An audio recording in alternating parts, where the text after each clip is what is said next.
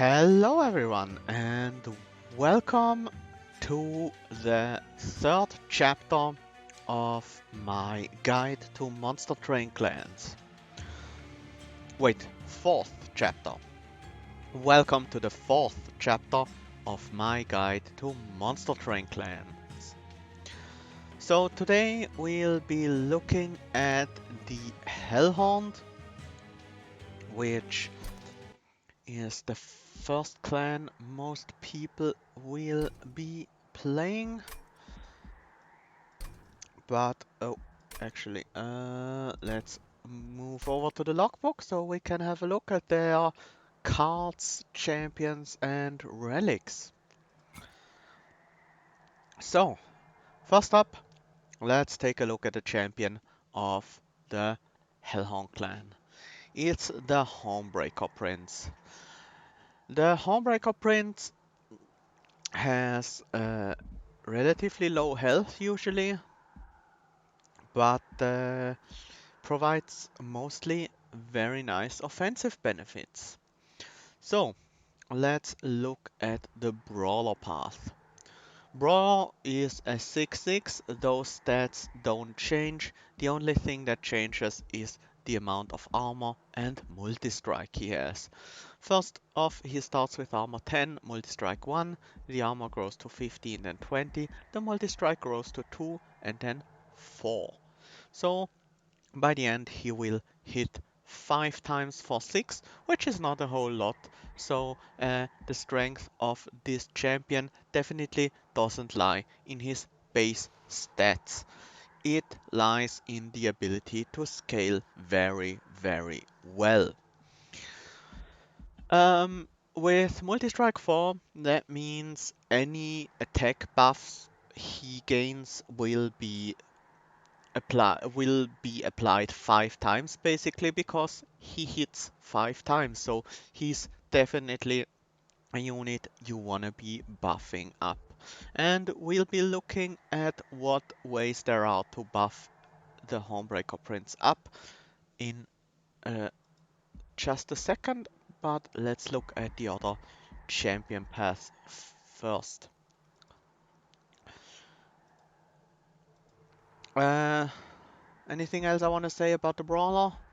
The armor helps him survive a little bit, just in case you don't have something to put in front of him right away, or maybe there is some sweep or some spikes he has to fight against. So that's certainly nice, but don't count on the armor to keep him alive for a long time if you play him in the front. Next up is Reaper. This guy has no defensive benefit whatsoever. He has only 6 health, which doesn't change, but he starts out with a nice 25 attack, going to 50, then 100 as you upgrade him. His main benefit is definitely his slay ability.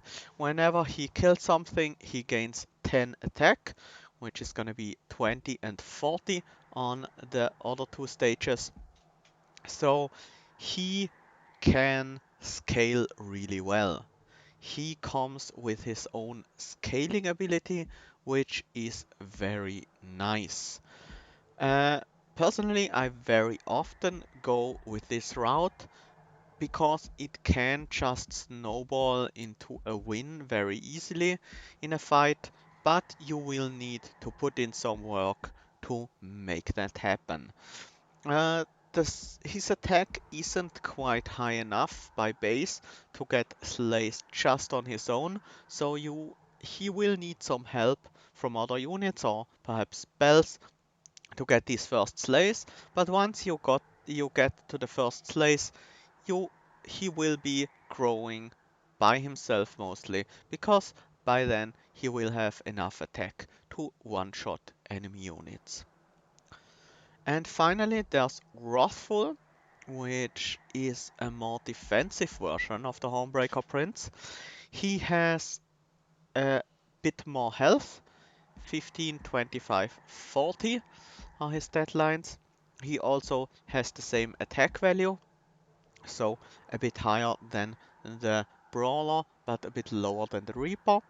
And his specialty is whenever he slays an enemy, he gains some amount of armor, 10, 15, 25, and he gains rage whenever he takes damage. So revenge, gain rage 1, 2, or 4.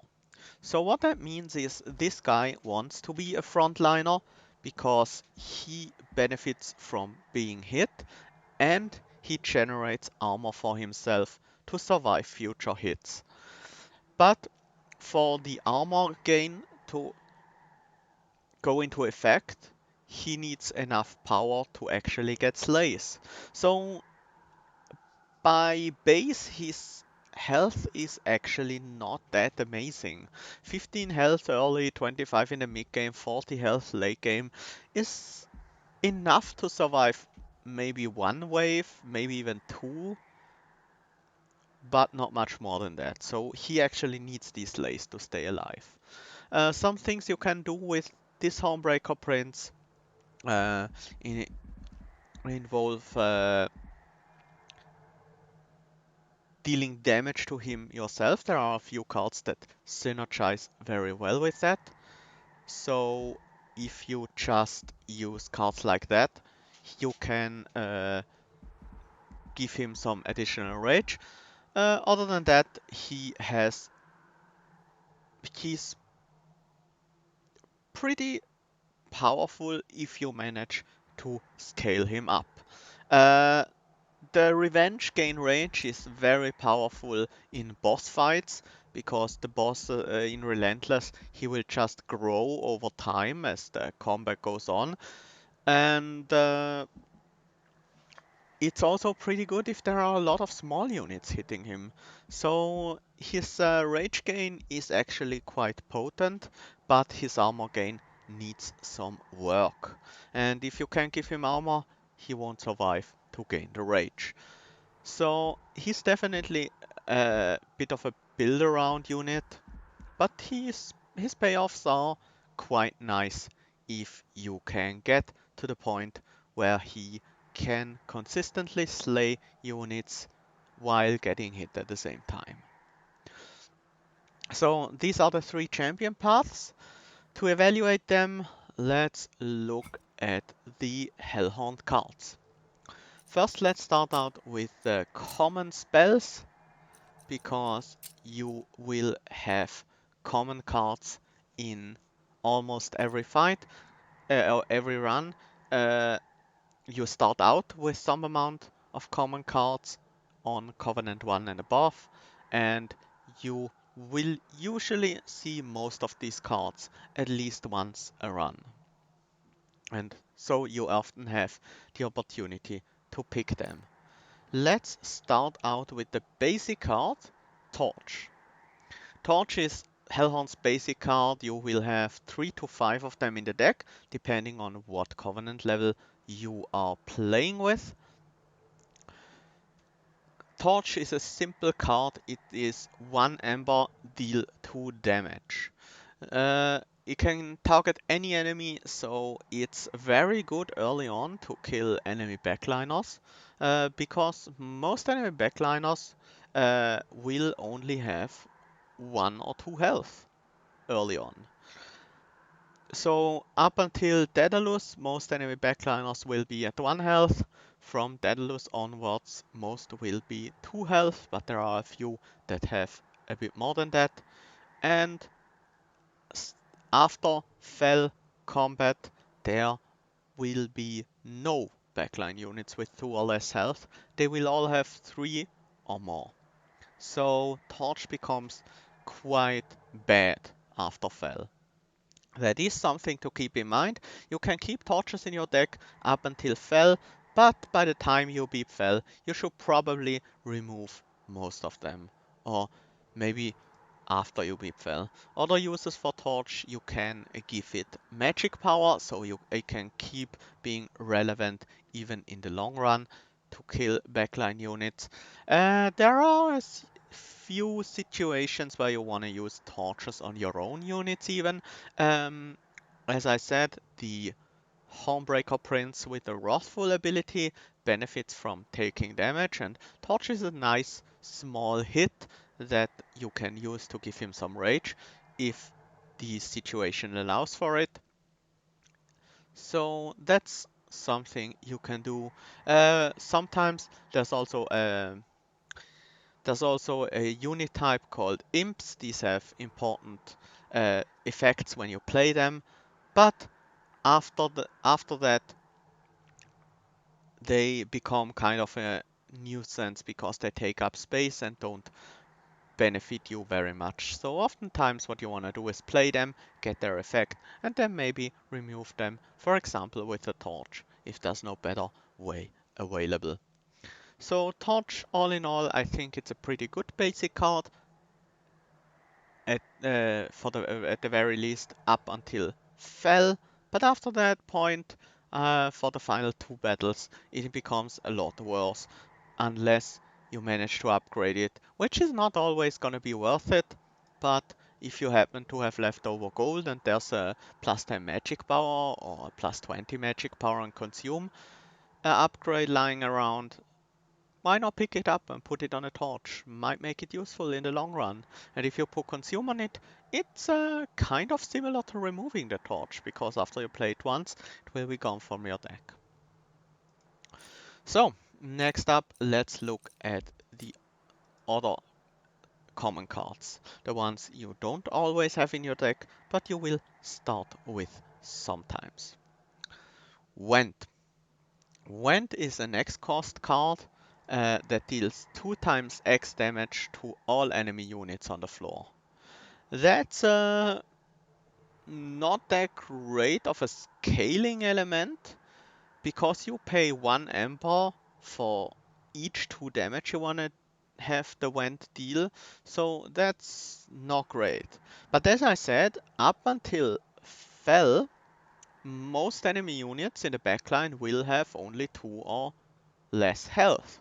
So oftentimes you can play Went for 1, and it's basically like a better torch. It will kill multiple enemy backlines and even deal a little bit of damage to the enemy front line. So that's already quite acceptable. If you are lacking for a way to deal with a larger group of small enemies, Went can definitely help you a lot with this. And I think Went is even one of the better cards to do that. The main reason why I think Went is actually a pretty solid card is because once you put magic power on Went, plus 10 magic power or plus 20 and consume, uh, or maybe you get an artifact that gives your spell some magic power. If you have any of those, Went suddenly becomes really good, because you can play it for 0 Ember. After you played all your other cards, just throw out that 0 Ember Went with plus 10 magic power on it, and it still deals 10 damage to all enemy units, even if X is 0, still works. So that makes Went actually a pretty solid card in dealing with backliners. But if you can't find that upgrade, it's gonna be a lot worse. You can still use it, of course. It's a bit better than torches, because in case the enemy backline units have more health, you can actually put in more ember. So that definitely helps. It can deal with higher HP enemies. It's just not very efficient in doing so unless you find that upgrade. So very often when I play Hellhorned and I don't start out with a good way of dealing with backlines, I will pick up the first Went I see and try to upgrade it immediately. I'm also oftentimes happy when I start with Went in my starting deck. Most of the times I only want one, but I'm usually not too sad if I have a second. Sometimes Went is even a consideration for holdover upgrade on top of a plus 10 magic power, so you can use it every turn.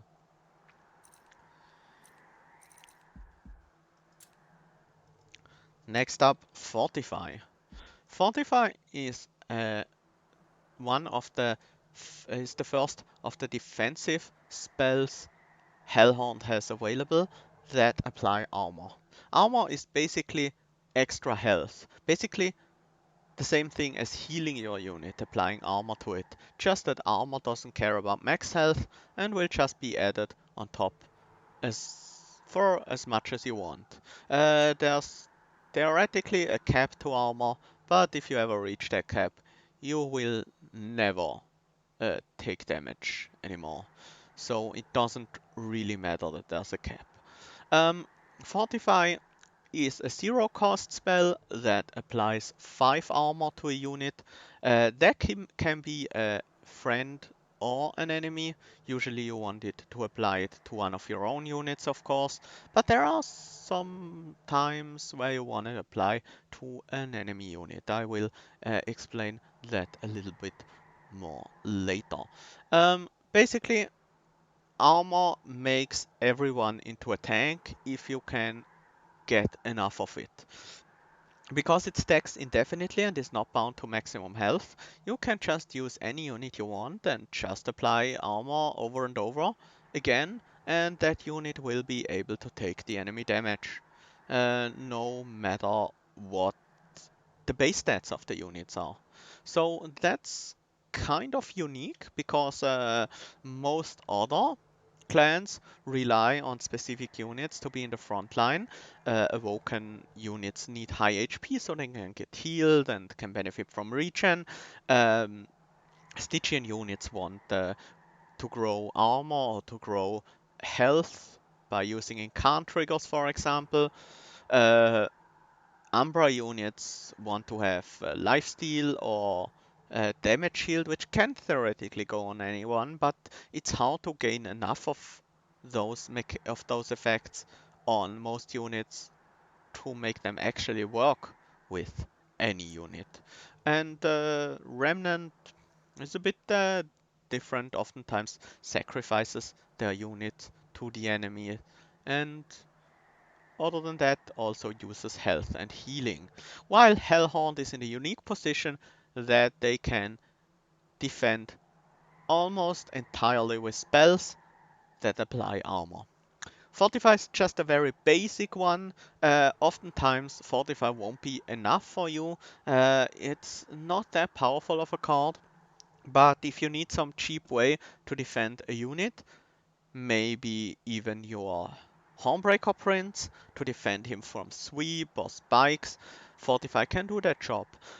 Fortify is also very cheap, obviously, so it does work well with decks that are a bit low on Ember.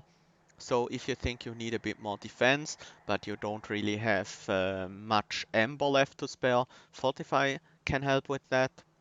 But all in all, just the 5 armor from Fortify are often not impactful enough to warrant its inclusion in the deck. Um, so, but yeah, but if you benefit a lot from casting zero cost spells, for example, with Incant synergy from the Stygian Guard, then Fortify suddenly becomes a lot better. There are also a few artifacts that make Fortify uh, more interesting. Well, one in particular. It increases all your armor gain by 4, the Railhammer, then suddenly Fortify becomes much more significant. Um, Fortify can also be a decent amount of armor gain if you double stack it and maybe hold over it. 10 armor every turn is often gonna be enough for most fights. If you have other ways to reduce the incoming damage, like Event killing the backline enemies. So Fortify can be nice. At worst, it can always protect your backliners from spikes and sweeps, for example. Next up, there is Hidden Passage. Hidden Passage is a one-cost spell that ascends a unit. So ascend means it moves from the current floor one floor up to the all the way in the back of that floor. So it will be all the way in the back, so it's not a great idea if you need that unit to be in the front line and tank some damage, but it's very good if you want that unit to be in the backliner in the backline and uh, dish out a bunch of damage being protected by other units. What you can do with Ascend is that you can ignore the capacity limits of a room. So if the room above is already full on capacity, you can still ascend a unit to that floor and it will overstack, which is very nice because that means you can have one floor that's protected by a strong front line and has multiple strong backlines, maybe even support units mixed in there, and that floor can be very powerful and can potentially take out all the enemies that pass through it. So that's definitely a strong use of hidden passage, but there is another one.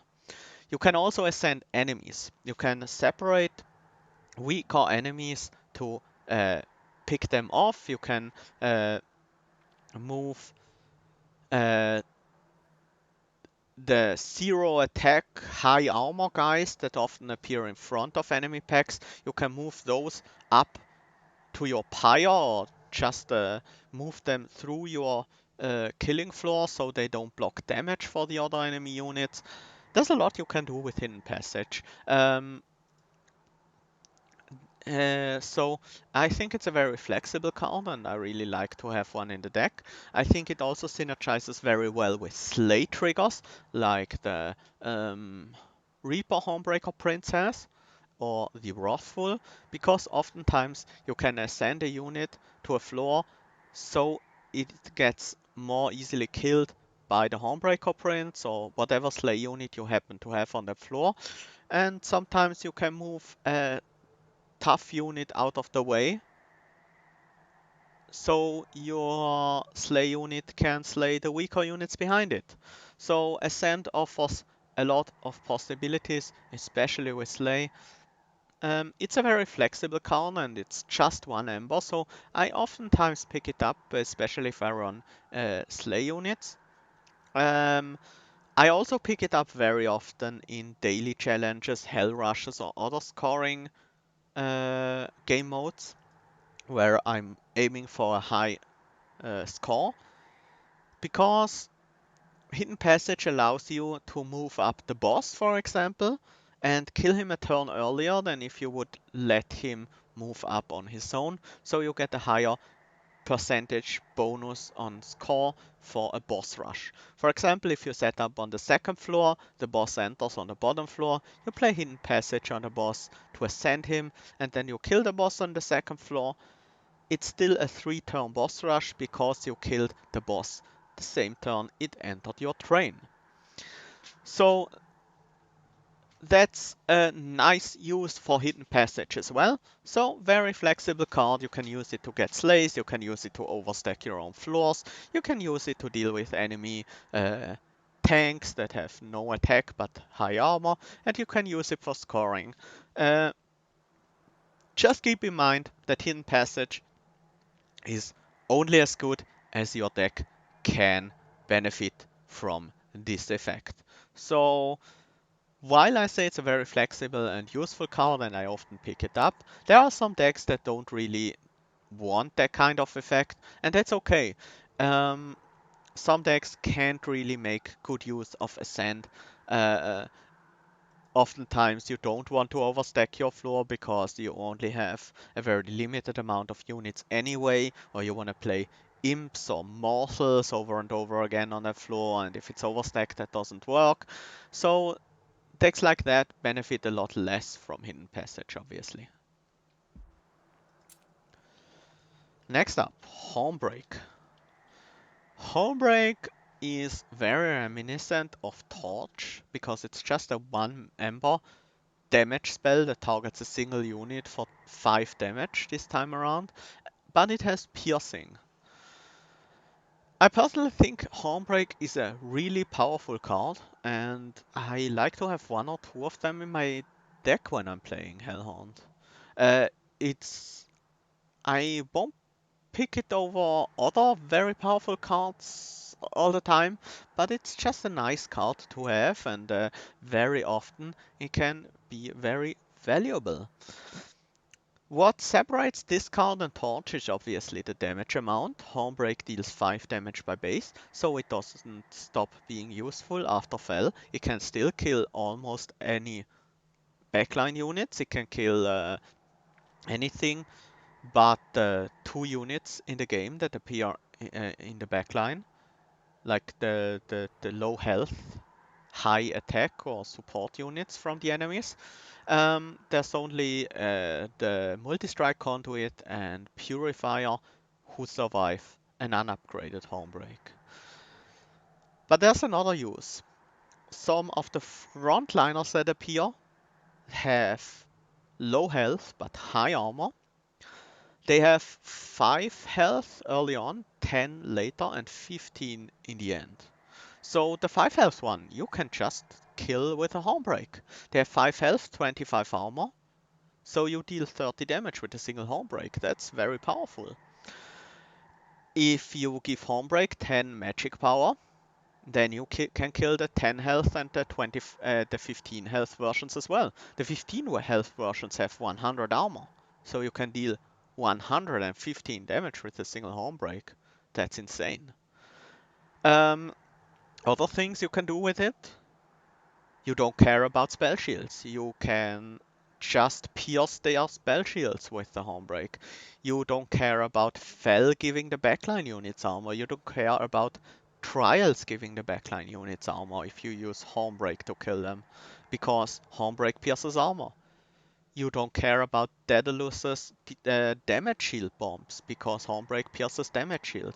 So piercing can be a very uh, very easily underestimated effect, but there's a lot of units in the game where piercing really matters. And Homebreak is one of very few spells that actually have piercing, so I think that makes it very valuable. If I pick up Homebreak, and as I said, I often do, I will try to find magic power for it. If I have a Vent, I usually want the magic power to be on the Vent first, but Hornbreak is next in priority.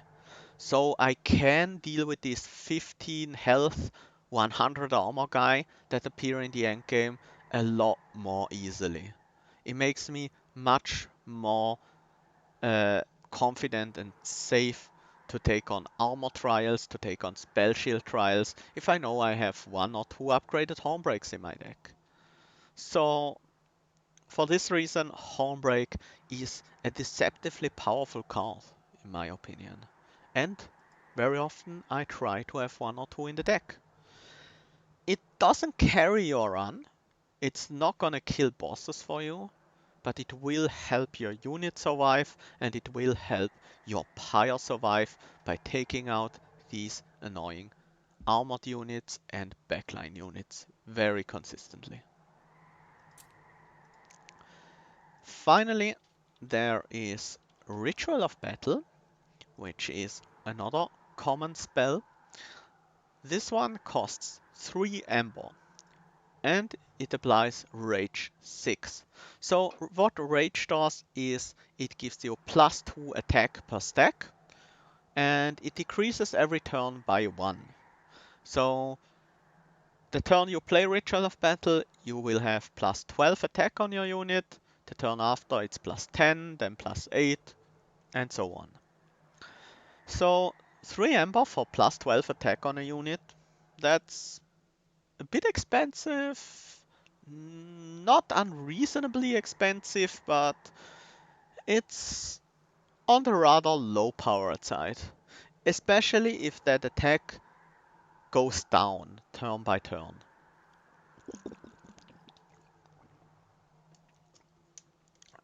Ritual of Battle can help you kill bosses though. It can scale up your damage over time. If you play Ritual of Battle on a unit that already has rage, it's just +12 attack because the unit is gonna lose 1 rage anyways. So if it has 6 rage more than it would usually have, it will have 12 attack more. So Ritual of Battle is a lot better on units that already have rage.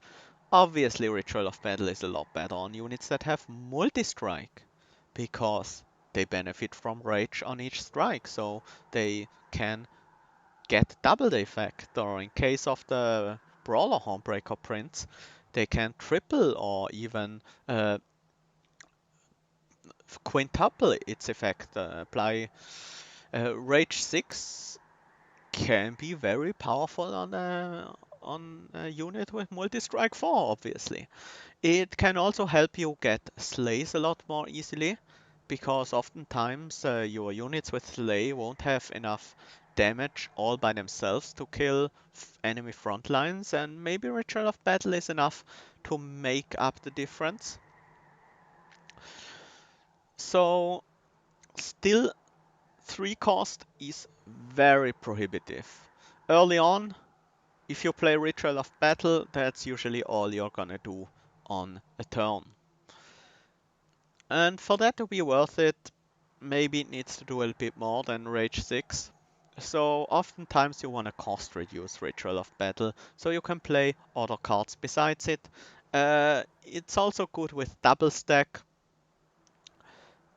but oftentimes if you're not running the multi-strike Hornbreaker prints as your champion, or anything else that benefits a lot more from Rage than usual, Ritual of Battle is not gonna be very good for you. It can provide the scaling your deck needs, it's just not efficient in doing so.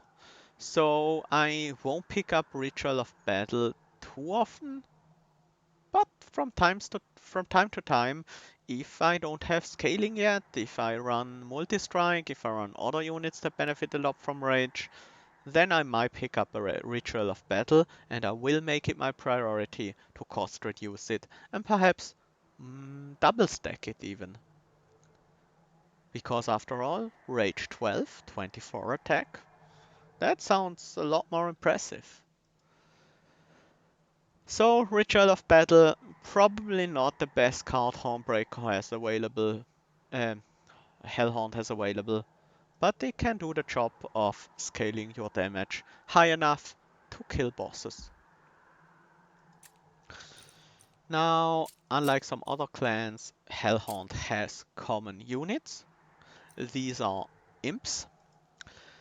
Imps all have one thing in common, and that's their stat line of 1/1, 1 cost, and a summon ability. So let's look at these imps individually.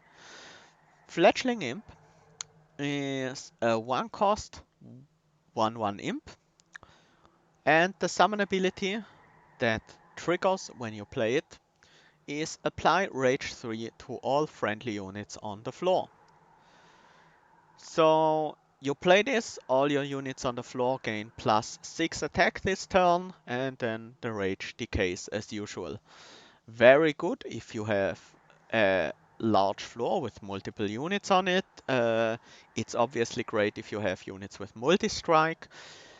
What you can often do with imps, that works very well with this one, is put them in the front, so they will tank a hit from you, they will die, so you have room to place another imp or maybe something else. Oftentimes you do want these imps to die eventually, so they don't take up the space and you can play other imps. That is especially true if you put Endless on an imp. Endless can be very powerful in an imp. Endless on a fledgling imp means you will be able to play this every turn. You just play it in the front, let the enemies kill it.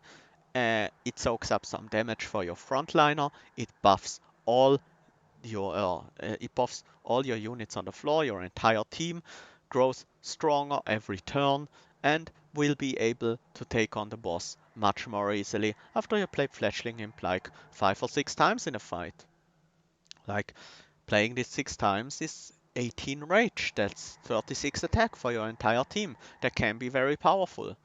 Obviously, Fledgling Imp grows more powerful the more capacity you have and the more units you can fit on the floor, the more multi-strike your units have. It obviously benefits a lot from other rage synergy. So, um, yeah, Fledgling Imp I think is one of the strongest imps there are. Uh, one of the strongest imps available to Hellhorned. So I often like to take it if I do have the capacity available to play imps on my main floor.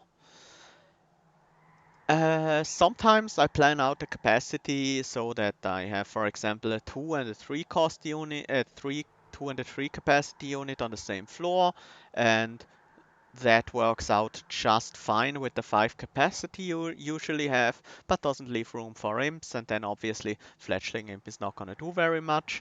But sometimes if you have 2 capacity units, you can easily fill that 5th slot with an imp, or if you have picked up imps, you might also want to increase your capacity so you can fit more of them onto the same floor, or more units with them on a floor. Um, but as I said, Fledgling Imp I think is very strong. I will often pick it up speculatively just in case I do want, do have the capacity for imps on the floor, and if I don't, I might take capacity as a boss relic, and I often try to go for Endless on Fledgling Imp, because Endless on Fledgling Imp is actually very, very strong. It gives you the scaling you need to take down bosses, and it protects your front line while doing so. Next up, the slightly less exciting imp, Molding Imp. This one has summon deal 5 damage to all enemy units on the floor. That is also a pretty decent effect, similar to when it kills most enemy backliners. Uh, when you play it, it will always cost 1 Ember, so there are no shenanigans of cost reducing it or something, because that's not available for units. There are other ways to make it a bit more efficient, but most of the time it will just be your AoE backline clear damage. Now Molting Imp I think is a bit weaker than Vent because of multiple reasons. One, it requires you to have 1 capacity on your floor open to use it. But if you set up on a higher floor, not on a bottom floor, that is a lot easier because you can just play Molting Imp on the bottom floor, for example, and take out the units before they even come up to your killing floor. So that's definitely a very good use of Molting Imp. But then it won't block damage for your team, but probably that's fine. Other than that, it is limited to the 5 damage. You can't upgrade the damage. There's only one relic that is Ashes of the Fallen that makes all summon effects trigger twice. So that's the only real way to upgrade the damage Molting Imp does. But if you have Ashes of the Fallen, all the imps suddenly become a lot better. Um, But yeah, Molding Imp is useful if you can't find a vent or any other way to deal with multiple backliners, multiple weak units, something like that. But Molding Imp is limited to 1 use, because after you play it, you won't get its summon effect again. There, you can give it endless, but I think it's just not quite powerful enough for that. In some runs that will be your AoE, it will be a Molting Imp with endless, and you can play it every turn to clear out the backliners on every wave, and that's fine. It's worth paying 1 mana and 1 card every turn to clear all the enemy backliners. That's usually a pretty good deal. So it's not a bad target for endless, but usually things like Fledgling Imp work a bit better with that, because Molting Imp won't provide you with any scaling, and there are a few other cards that are just as efficient as an endless Molting Imp. Something like a holdover Vent with spell power could work a bit better than a Molting Imp. Still, Molting Imp is a solid card. It can provide you with that AoE. It can jump block for your team if you play it in front. It will take a hit that your frontliner doesn't have to take. So it's definitely decent. Next up, the final one of the common imps, Welder Helper. It's same as the others, 1 Ember, 1 stats. The summon effect this time is apply armor 15 to the front friendly unit. This is a nice effect, but it does have a slight problem. And that is, if you want the armor to go on your frontline unit, the one you usually have in the front, let's say you have a Wrathful Homebreaker Prince, you want it to be in the front, you want it to take damage so it gains rage. So you play Welder Helper behind it, because otherwise, if you play Welder Helper in the front, it will apply the armor to itself, because it's gonna be the front friendly unit at that time. So you play behind your Homebreaker Prince, and suddenly it won't die. And it will keep taking up that one capacity with its 1/1 body that is almost useless by itself, and you have to actually invest resources into killing it yourself. And that's one of the reasons why I think Welder Helper is a bit less powerful, even though its summon effect is actually pretty good. 15 armor for 1 card and 1 ember is actually quite a good deal. And if you have any synergy with it, like the Ashes of the Fallen I mentioned previously, which makes summon effects trigger twice, then suddenly Welder Helper is a ton of armor.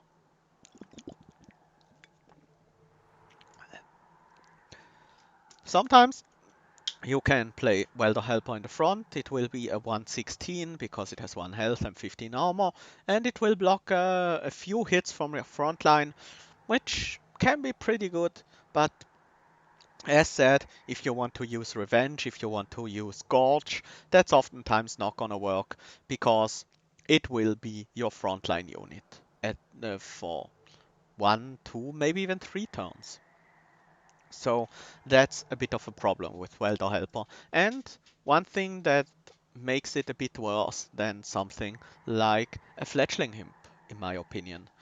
That said, if you do have good ways of getting rid of the Welder Helper, maybe you're playing a daily challenge where every enemy has spikes, or maybe you have cards that are great for getting rid of imps, then Welder Helper becomes a lot better and is actually a really solid card. But if it needs more effort than that to take it out, free up the capacity, then it's a bit weaker. Sometimes you can even just let it stay around and it doesn't matter that it takes up the capacity, but more often than not, that's not gonna be the case. But if it is, sure, pick a Welder Helper. It's gonna be a nice 15 armor card for 1 Ember. That's pretty good. Um, Probably less good of a target to give Endless, just because it doesn't die as easily. If you play it in the front, it has 16 health. If you play it in the back, it won't get hit. So obviously not as good with Endless as some of the other imps. Still a decent card that can provide you a lot of defense. So these are the common cards. As I said, these cards, they are common. You will see most of them during your run, most of the times. Very often you will see vents, you will see home breaks, you will see hidden passages, you will see these imps. These are cards you can count on being available at some point in your run, usually. It will not always work out, but it will most of the times work out. So if you think I am gonna build a deck where I need some kind of ascent, don't be afraid to try it out, even if you don't have a hidden passage just yet. Just maybe it might take a while to find that hidden passage. Uh, like if you think early on, yeah, this deck is good, but it needs a hidden passage at one point or another during the run, then that's fine. You will usually find one at one point during the run. Just don't count on it being in the next battle or something like that. So next up, the uncommons. They are a bit more specialized. They are also oftentimes a bit more powerful than the commons, and these will not be as readily available as the common cards, and oftentimes they will provide you with a little bit more of a direction for your deck, or maybe they fit into certain decks very well and make them a lot more powerful. Um, so let's take a look at these uncommon cards. Let's start out with actually, let's save imp in a box for later. Let's start out with important work. Important work is a zero cost card that requires you to sacrifice an imp. So you target a friendly imp with it and it dies. And as a benefit, you gain 2 amber and you draw a card. So that's actually quite nice because oftentimes you do want to get rid of these imps. Um, Important work instantly removes the imp from your board, freeing up the capacity. You gain 2 amber and you draw a card. So a very strong card if you have endless imps, because if you target an endless imp with it, you will draw the same imp again, withdraw 1 from the important work right away, and you gain 2 amber in the process. So that's very nice. Oftentimes you can't really rely on important work as your source of amber generation just because it requires you to have an imp in play. If you have endless imps, that's probably not a problem, and you can actually use important work to play more expensive cards out. But that means you will have to play the imp as well. So if you have 3 amber, pay 1 for the imp, and then play important work, you will have 4 amber. If you want to play the imp again, then you're back to 3 amber. So for that reason, important work won't work that well for accelerating amber, but it can work in that way. Maybe you don't want to play the imp again. Maybe you already had an imp in play when you drew the important work, and you can get the 2 amber without having to pay for it first. Oftentimes when I'm playing heavy imp decks, especially with things like endless imps mixed in, then important work is very, very powerful because it allows me to get rid of an imp, draw another card, and gain some amber in the process. So it's basically, it doesn't cost you amber, it gains you amber, and it doesn't cost you a card because while you do use a card to play it, you also draw a card from it. So it's a good way of freeing up the capacity uh, back again if you can't get rid of your imps otherwise. And oftentimes you do want to get rid of your imps to play more imps or maybe other units on the floor. Obviously, important work is useless if you don't have any imps because you need to target an imp with it, otherwise you can't play it. Next up, Rage Serum. Rage Serum is a zero cost card that consumes and applies 3 rage to a unit. So for 0 gaining 6 attack right away is a pretty potent effect. It's not it's not insanely powerful, but it's generally quite useful. After that, it consumes from your deck, so you don't have to draw into it again, and that makes it relatively easy to use, because you don't have to draw into it over and over again and be worried that it takes up other cards draw. You oftentimes want it early on to get your rage going, gain enough strength to deal with frontline units, but it's only 6 attack, so it's not gonna make a huge difference. It does work really well with multi-strike and other rage-friendly units, so I often take a rage serum if I want some more damage scaling, some more early damage, if I want to buff my multi-strike units, or if I have any kind of rage synergy. Maybe even if I have some consume synergy, there are a few artifacts that really benefit from consume. And maybe I even take it against spell consume Seraph, because they consume the first spell you play each turn, and if that spell already has consume, then your future spells will be protected anyways. And something like a Rage Serum is almost never a bad card in your deck, because just it provides a decent amount of benefit for zero cost and then consumes out of your deck. It's almost never the best card in your deck, but it's almost never the worst card in your deck. So I think it's a pretty solid pick oftentimes. If you don't find anything that works very well with your deck, then maybe a Rage Serum can just provide some additional power for a very low opportunity cost. Um, yeah, not much to say about this card. It's very good if you have Rage Synergy, and it's almost never bad. Next up, Impressive.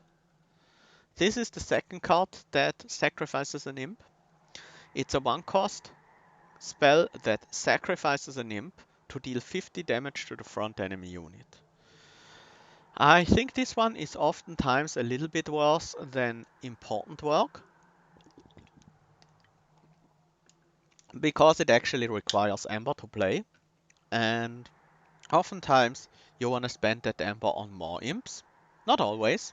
Sometimes you're perfectly fine sacrificing an imp to deal 50 damage to an enemy unit. 50 damage is actually a decent amount. It can make a significant difference on a frontline unit. But most of the time, if I'm really heavy into imps, I want to be playing these imps over and over again and play not much else, because imps can provide everything. They can provide AoE, they can provide scaling, they can provide armor, and they can even provide a few other things you might need. So oftentimes I'm not relying on impressive, especially because impressive is a bit hard to use sometimes. Sometimes you need these 50 damage when you don't have an imp on the floor. And that makes it a bit worse, because it's just not as flexible. Still, if you need a way to get rid of your imps, if you are playing a lot of imps, you can get a decent amount of value out of Impressive, because 50 damage is quite a lot for a single Ember. But I don't take this card that often, because oftentimes I'm either using a lot of imps and want important work and play my imps with the Ember, or I'm playing almost no imps at all, maybe one or two, and then Impressive is just not reliable enough.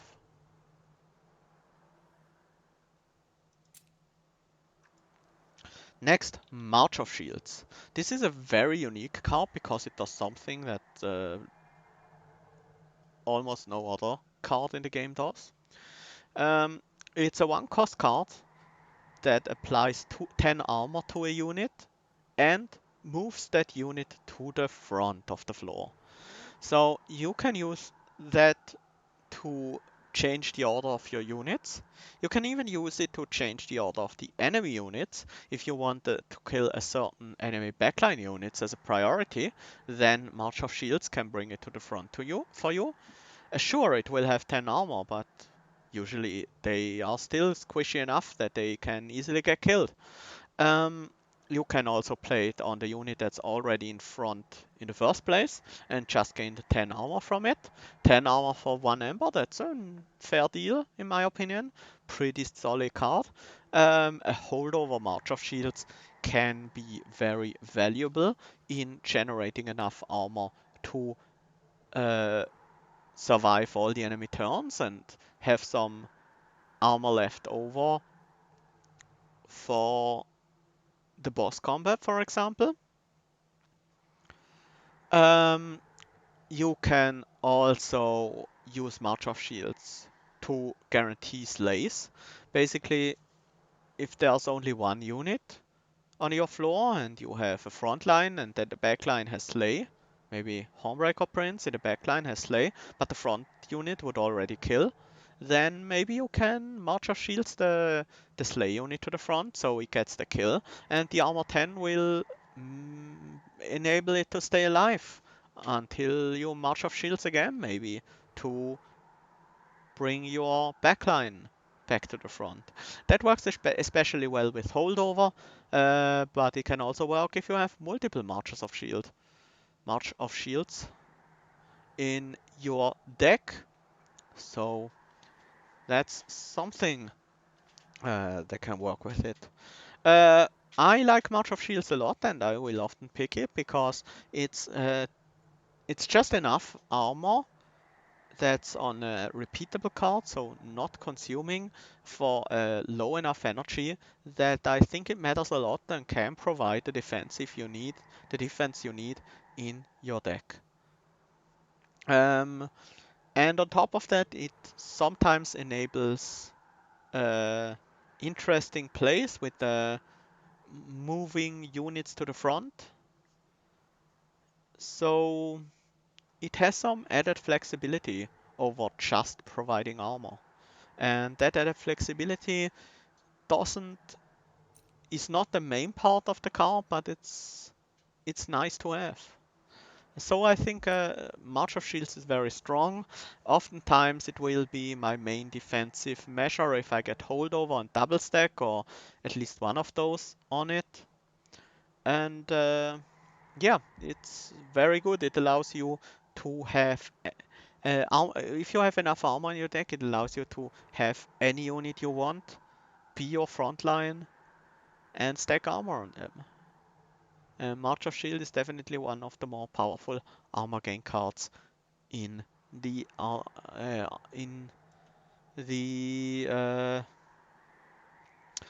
Hellhorned arsenal. Next up, Branding Rite. Branding Rite is a 2-cost spell with piercing that deals 5 damage and applies armor 20 to the same unit. So, usually you want to play this on your own unit, on your frontline units, to give them some armor. And the 5 damage is just collateral damage, basically. They take 5, but they gain 20, so the net gain is 15. It will also transform some of their health into armor, so you can heal them up after that. But on the flip side, they need to be able to survive the 5 damage first. So something like a Homebreaker Prince with 6 health can only take 1 Branding Rite. After that, any future one will kill it. So that's something to keep in mind. It's also a bit prohibitive at 2 cost. Um, you pay 1 more Ember over March of Shields, but you only get 5 more armor, so it's a bit less efficient in that regard. But there are a few upsides for Branding Rite. For one, it allows you you can play it like a Homebreak on enemy units. You don't usually want magic power on it though, so um, it's a bit less potent than Homebreak because of that reason, because you can't really upgrade it with magic power unless you want to make it a lot worse for your own units. But in that case, why not just pick up Homebreak instead? But in some situations, it can just be good to kill a backline unit with this. Maybe that saves you more than 15 health. Uh, maybe that backline unit would otherwise survive and go through to your pyre. Maybe it's a collector that would otherwise disappear. In these cases, Branding Rite can be helpful to play on enemy units. It can also trigger Revenge, because it does deal damage to the unit you played on. So it's pretty decent with the Homebreaker Prince Wrathful path that gains Revenge gain Rage and Slay gain armor, because that unit is also usually in the front line, so applying armor to it is good, and dealing damage to it is also good in a certain way, because it gains rage from that. One other thing where Branding Right really shines is when you double stack it, because it doubles the armor to 40, but it doesn't damage it deals, so it's suddenly a lot more efficient, because then you gain 35 up from 15 net health gain, basically. So it's a good target for double stack. It has some added flexibility and it works really well with revenge units, but other than that it's generally a bit less powerful than some other armor cards the Hellhorned have available. I still think it's a useful card, and if you need some kind of uh, defensive scaling, then Branding Right can help you with that.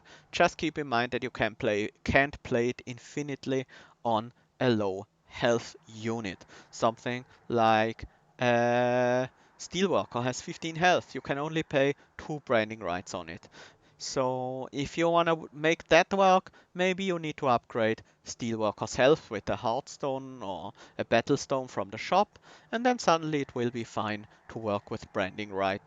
Uh, More often than you usually want to do it in a single combat anyways. So then that downside becomes not as relevant all of a sudden.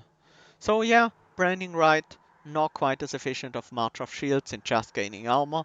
It has some added flexibility too, it's just a different kind of flexibility, and overall a little bit weaker unless you double stack it. Next up, Inflame. Inflame is a very basic card in its effects. It's a 2-cost card that applies Rage 4 and Armor 5. So basically it combines a small Rage effect with a small Armor effect, which is not bad. Um, Oftentimes if you have a dedicated backline and a dedicated front line, it do you want the armor on your front line and the rage on your backline, which you can't do with Inflame, but that's okay. Um,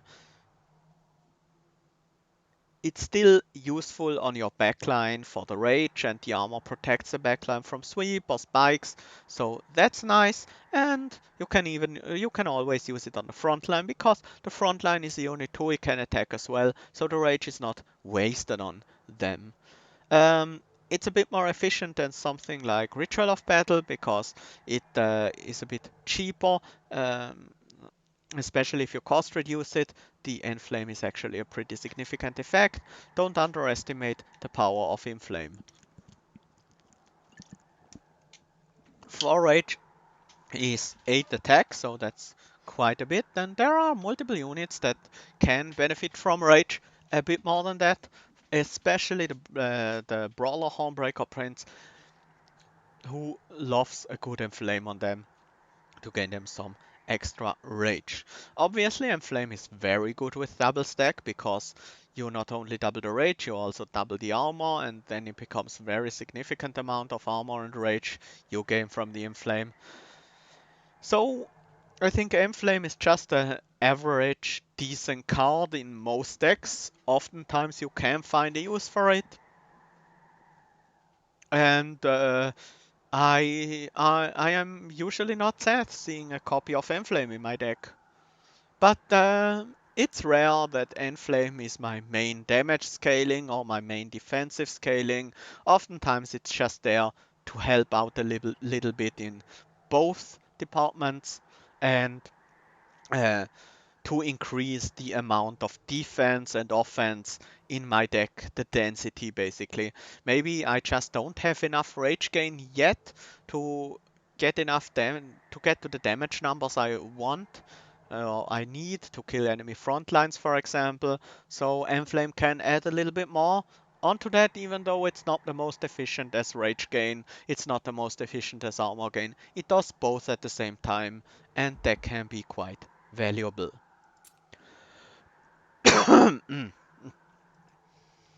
Next up is Tiresome Climb. Tiresome Climb is similar to Hidden Passage, it ascends a unit, but it does cost 2 Ember, and it applies Dazed 2. Obviously, that makes it a lot better to use on enemy units than your own, because Dazed 2 means they will skip their next 2 attacks.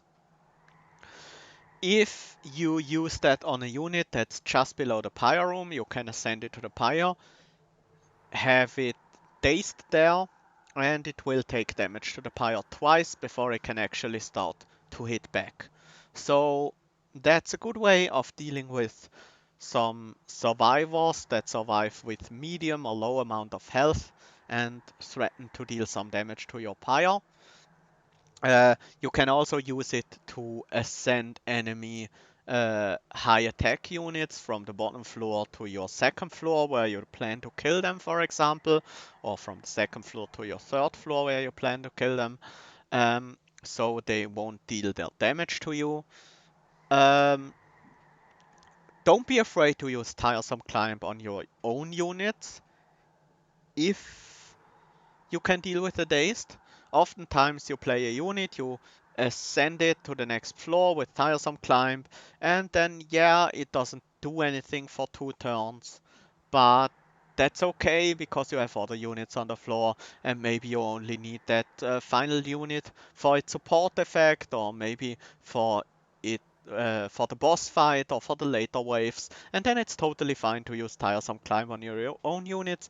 But usually you would obviously prefer a a hidden passage because it's cheaper and doesn't apply dazed to your units.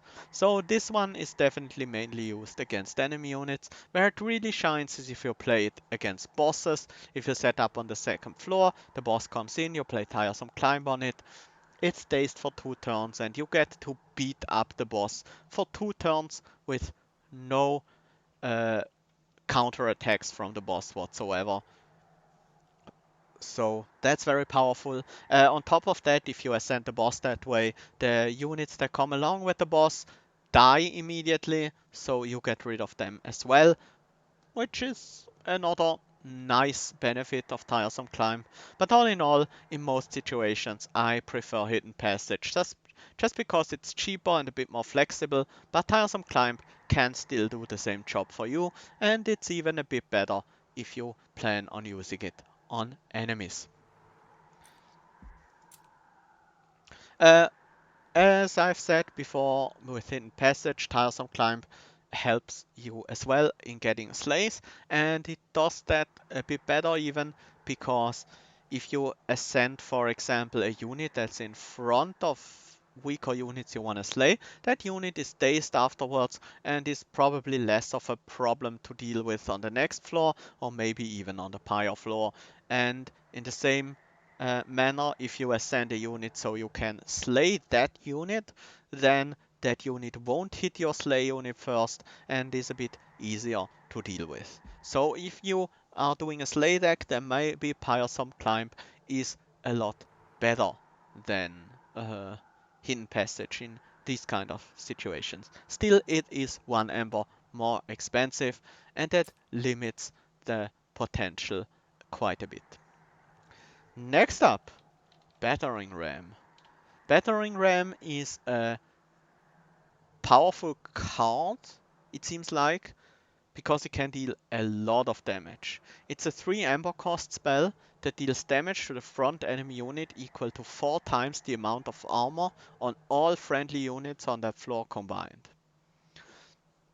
So if you have a unit that has 50 armor on it, then Battering Ram will deal 200 damage, which is quite a lot. It costs 3 Ember, so that's a bit prohibitive because oftentimes it will take up your entire turn to play a Battering Ram. Maybe if you have some extra Ember or have it cost reduced, you can play an armor card before that. So that makes it a bit better because it's a bit more flexible. But there are certain limitations that, in my opinion, make Battering Ram a pretty weak card. Once on it's you need to keep the armor around Oftentimes armor is mainly a way to deal with the enemy damage, and you don't want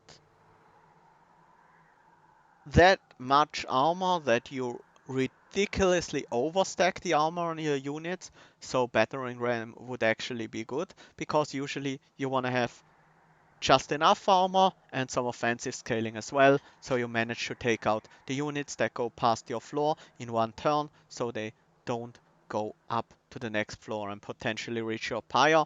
Uh, so oftentimes you want to have a balance on offense and defense and not stack armor over everything else.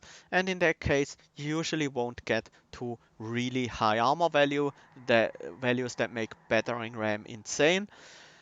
On top of that, it does cost 3 amber, which, yes, is a relatively normal price to pay for a card that straight up takes out an enemy front line. There are a few examples of this, especially in Stygian. They have a bunch of expensive 3 cost spells that deal enough damage to potentially take out the front line. And Battering Ram can serve this job, but you can only play it on one floor, on the floor where your armor is located. You usually won't have multiple floors with high armor guys. Uh, so that makes battering ram very limited, similar to, let's say, the pyre bound cards of Stygian, which can only played in the pyre room and the room below it. Battering ram can only be played on your main floor that has all the armor on it. On the other floors it won't do anything. So that's a bit of a limitation to battering ram, as well as the fact that you actually need to be able to stack armor, and that becomes harder and harder on higher covenants. Not only do the enemies deal more damage, make it harder to scale up battering ram, the enemies will also have higher HP, so you need to scale up battering ram more. So battering ram suffers a bit on higher covenant levels. And for these reasons, I think battering ram is a fine card if you actually happen to generate the amount of armor you need to actually have it deal to have with front lines. Uh, if you happen to generate that amount of armor, then it's a pretty good pickup, because straight up removing a front line is very powerful and it can be pretty valuable. Um, But more often than not, you will have just enough armor that your units stay alive, and maybe you generate a little bit of excess armor you plan to have for the boss. So maybe your units will stay around with uh, maybe 15, 20 armor early on, maybe 30 armor later on. So the battering ram can deal significant amount of damage, but maybe not quite enough to straight up kill a unit. Well, then it's a bit less powerful, and especially considering the fact that it can only be really used on one floor, it's a bit less powerful than it seems. It's still not a terrible card, just a bit less powerful than it might seem. If you happen to build a ton of armor, pick this card up, it's fine. If you don't, maybe skip it instead of picking it and trying to find more armor to make it work better. Just because, all in all, I think battering ram is not really worth building around. Next up, this is a very exciting card.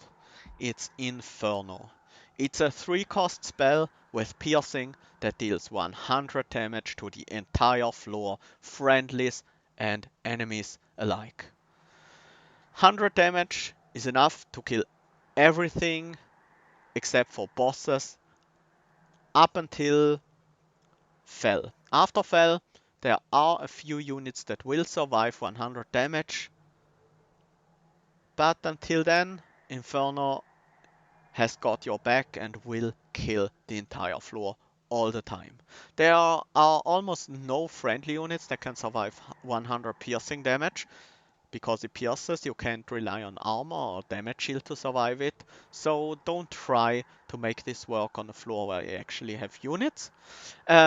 If you use Inferno in your deck, oftentimes you want to set up on the top floor, so you have the maximum amount of space to kill enemy waves with Inferno before they reach your floor, thus reducing the pressure on your floor thanks to the Inferno. It can also work with Ascent, Descent cards to stack multiple enemies on a floor and then whoosh, burn them all away. So yeah, Inferno is a very powerful card, but it requires certain conditions to be used to its fullest potential. If you set up on the bottom floor, usually, for whatever reason, maybe you want to descend your units onto the bottom floor and stack them there, then Inferno is suddenly a lot less powerful because you can only hit the enemies after they already passed your killing floor. And that way you will hit a lot fewer enemies and you won't prevent those enemies in dealing damage to your units. So if you want to play Inferno, it's best in a deck that sets up on as high a floor as possible. Um, what else? Inferno usually wants to be cost reduced so it doesn't take up your entire turn, but it's such a powerful effect that in the early game, at least up until Fell even, it's usually worth paying your entire turn worth of Ember to play an Inferno to take out an entire floor. Some other things to note are Inferno is a lot less powerful if you are relying on Slay triggers to gain your scaling because you actually need units to kill. And on the floor you play Inferno on, there will usually be no units left to kill. But that changes in the late game when there are actually a few units. Almost every wave has 1 or 2 units that survive an Inferno, and these are significantly weakened and easy to slay. So while early on Inferno is counterproductive in a slay deck, later on it actually helps a lot in getting these slays, early on especially. Um, but still, with the tree cost and the requirements for the Inferno, it's a card that is not that easy to include in just every single deck. But if you do have the capability of putting an Inferno in your deck, then it's certainly a very powerful and often run-defining card. Um, Even the damage it deals to bosses can be very significant. Most bosses have a few hundred health. Uh, Earlier bosses just straight up die to a few train stewards if they got hit with an Inferno beforehand. Yeah, so very powerful card. Definitely try picking it up if your deck can support a 3-cost card that requires empty floors from you and might take away your slays, because many decks can work that in. And before we look at the imp in a box, I want to look at the other imps, the uncommon imps in particular, because there is one especially that stands out here. Um, First up, there's Imp's Scholar. Imp's Scholar is a 1-cost 1/1 as all the other imps. With Summon, return a random consumed spell to your hand.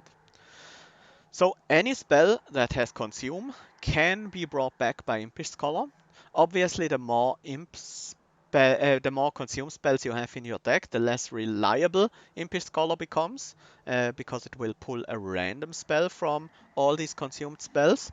It also is a bit harder to make work against Consume Seraph, because if you face Consume Seraph, you will consume some random spells from time to time, and that makes the Impish Scholar a bit less reliable.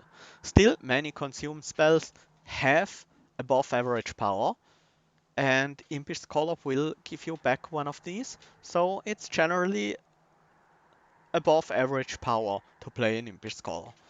Especially if you have something like Ashes of the Fallen that makes it trigger twice, or any other imp synergy, then Impish Scholar can become quite powerful. And it does have an interesting interaction with Imp in a Box, which we will look at in just a minute. If I have powerful consume spells, I will definitely consider Impish Scholar for my deck. Oftentimes it doesn't matter whether you have capacity on your main floor, because Impish Scholar can go on any floor. Its effect isn't floor dependent. You can just throw it away on any floor and have it bring back the spell. And finally, there's Pyre Chomper. Pyre Chomper is a 1-cost 1/1, as all the imps are, with summon, gain 4 Ember. It's very explosive Ember gain, because it costs 1, it gains 4, so that's a gain of 3, but it will only trigger once because it's a unit you summon on the board, and if it dies it will go to the consume pile, unless you have something like Reform for it to bring it back, which makes it very powerful, because you can then not only makes Reform the imp 0 cost, it also can bring it back whenever you need the additional Ember. Something like that might work. Or you put Endless on it and you just play it every turn and basically never have problems with Ember ever again. And that makes Pyre Trumper very powerful. And yeah, if you are playing an imp deck, you can also benefit quite a bit from a Pyre Trumper. Because there are certain interactions with this card that make it a lot more powerful. But we will look at this when we see other cards. Generally, Hellhorned has a bunch of expensive cards that benefit a lot from a Pyre Chomper. Sometimes you have an expensive card in hand and you have to decide, do I want to play my expensive cards or do I want to play a bunch of cheaper cards? And Pyre Chomper just allows you to play them all. So that's nice. Very powerful with Endless, allows you to take multiple expensive cards and just play them all every turn by having the Pyre Chomper come back to you, to your deck whenever it dies, and you play it every turn to gain the Ember. So with these two imps out of the way, we can look at Imp in a Box, which is a 0-cost consume card that adds 2 random imp units to your hand. As far as I know, the more common imp units are also a bit more common from Imp in a Box, and the rarest imps are a bit more rare. But this card has a lot of interesting interactions. It can be brought back by Impish Scholar, and it can generate Impish Scholar. So sometimes you will be able to play it over and over again thanks to Impish Scholars. These imps will cost 1, but if you get a Pyre Jumper, it will actually be a net gain in Ember. Other than that, it's just summon effects right here and now from the imps for 1 or 2 Ember, depending on whether you want to play both of the imps or just one. Generally, these imps are pretty powerful, pretty good effect. So if you have the capacity to include the imps, then Imp in a Box is also a very good pickup.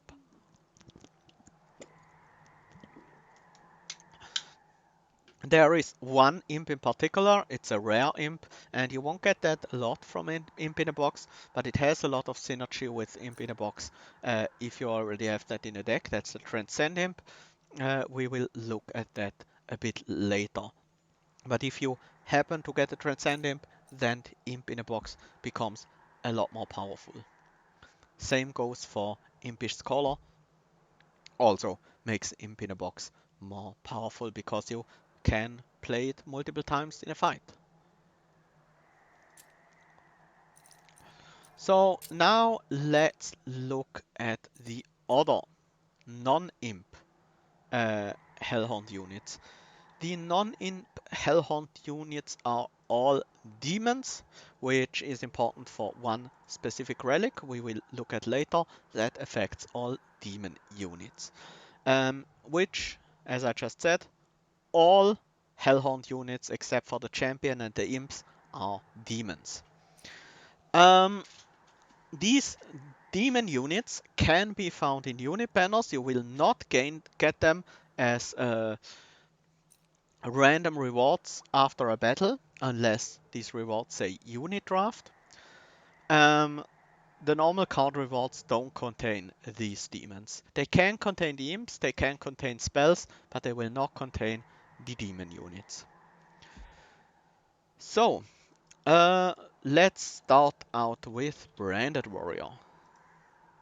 Branded Warrior is a 1 cost 10/5 unit that enters with Rage 4, takes 2 capacity, enters with Rage 4 and has Slay apply Rage 3 to all friendly units on the floor. That's a decently powerful Slay trigger. Branded Warrior is, in my opinion, a build-around card.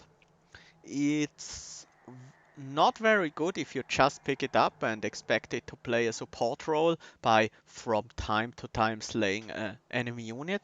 That might happen, but it's not reliable. Oftentimes, it will not be the Branded Warrior slaying the enemy units unless you try to make that work. And if you can make that work, it will pay off big time.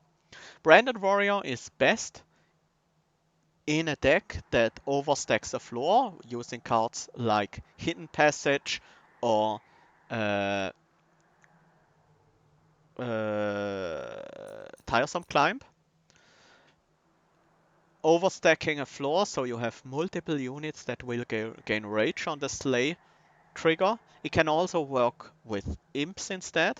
That is a bit harder to make work, in my opinion, but you can have a bunch of imps, have some welder helpers for the front, so these imps don't just die all the time, and then have them gain the rage from the branded warrior. That can also work quite well. Um, Branded Warrior is, as I said, a build around card. It really needs upgrades because at 10 attack and rage 4, it won't usually get slays. Things you're looking for are large stone, multi-strike, or straight up attack buffs. And in certain scenarios, you can make it work with quick, but that requires a bit more specific setups because oftentimes the quick hit will go on a tanky frontline, so you need a way to make sure that doesn't happen. Um, with these upgrades though, a branded warrior that repeatedly slays enemies can get extremely powerful, and it can get the other units on the floor extremely powerful.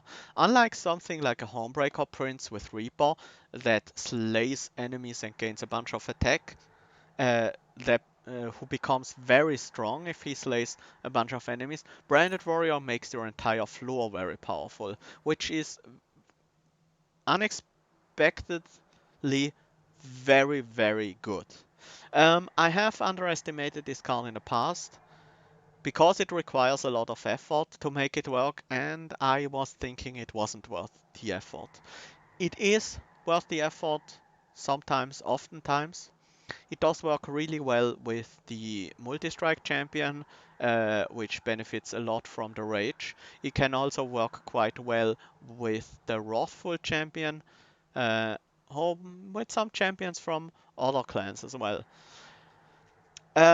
All in all, I think Branded Warrior you take if you can support him slaying multiple units over and over again, and only if you are ready to invest in the Branded Warrior and make it your main carry, basically. Have him carry your team by slaying units and applying rage to everyone. If you can do that, he's really, really good. If you can't, he's almost useless. Because his stats are low, and if his ability doesn't trigger, he won't do you much good. So think about whether you can get the slays with one specific unit, Also think about, is there a unit shop soon? Because this guy really needs upgrade. If you pick him and there's a unit shop right in the next ring, that makes it a lot easier to get these upgrades. If there is none right there, then maybe you have to carry him around a bit longer. That's sometimes okay, but sometimes it can be a liability. Okay, next up, Horned Warrior. Horned Warrior is looks very similar and has somewhat similar stats to the Branded Warrior, but is much more bland than that. He's a 1 cost, 2 capacity, 34 unit, and that's it. No abilities, nothing. Horned Warrior can provide you some damage. It's a decent early pickup, but don't rely on the Horned Warrior to be your main damage source. He can certainly do a lot of damage if you give him multi-strike, for example, because he starts with a very high attack value, but he doesn't have any scaling built into him, so your scaling needs to come from somewhere else. Um, Sometimes I pick up a Horned Warrior just because I feel like I lack damage to deal with the enemies and I don't want a really high investment unit. Because Horned Warrior can be really low investment, you don't really need upgrades on this guy for him to do his job, and he doesn't scale that well with upgrades beside multi-strike, but there are a lot of units that scale really well with multi-strike. The only thing Horned Warrior brings to the table is his really high attack value. Um, he also has very low health, so he's pretty bad in against spikes and against sweeps from the enemies, so there are a few major downsides with this card, and for that reason I don't really like to pick him, but sometimes I do because I just need someone to deal a chunk of damage. But that also means that I might cut him later if I find other sources of damage. But I have had runs where Horned Warrior was my main source of damage. Maybe I had multi-strike and like a Battlestone on him, so +5, +10. That makes him die a bit less easy to sweep and stuff. Maybe I put some armor onto him with cards to prevent that instead. Anyway, if you have multi-strike on him, he can do the job of dishing out a bunch of damage against enemy frontliners. Quite okay. Next up, Rail Beater. Rail Beater is a card, is a 1 cost unit, 10/10 in stats, starts with 25 armor, and has strike, push the attacked unit to the back. Rail Beater is a bit unexciting. It's basically a 10/35 unit with a very unique strike ability that's also pretty hard to make use of. Sometimes it can be good to enable slays early on, push that big tank unit out of the way so your Hornbreaker Prince can target the squishy backliners and can actually get slay triggers. But later on, when your Hornbreaker Prince has grown a bit, you don't really want to push the tank units out of the way, you want to kill them. And Rail Beater makes that sometimes a bit harder. In general, his effect is decent, but oftentimes it's not really that impactful. Uh, I sometimes pick up a Rail Beater if I need an early defensive unit because he does have a decent amount of health with his base health and armor combined, so that can work. But I usually don't want to have a Rail Beater in my deck left when I am about to face Seraph. Uh, so oftentimes this is a unit I pick up when I really need it and throw it away at a later time. And because of that, when I can, I try to not pick it up at all. Steelworker. Steelworker looks a bit similar than Railbeater, but is an entirely different thing. It's a 1 cost, 2 capacity unit, has 10/15 in stats, and Resolve gain armor 5.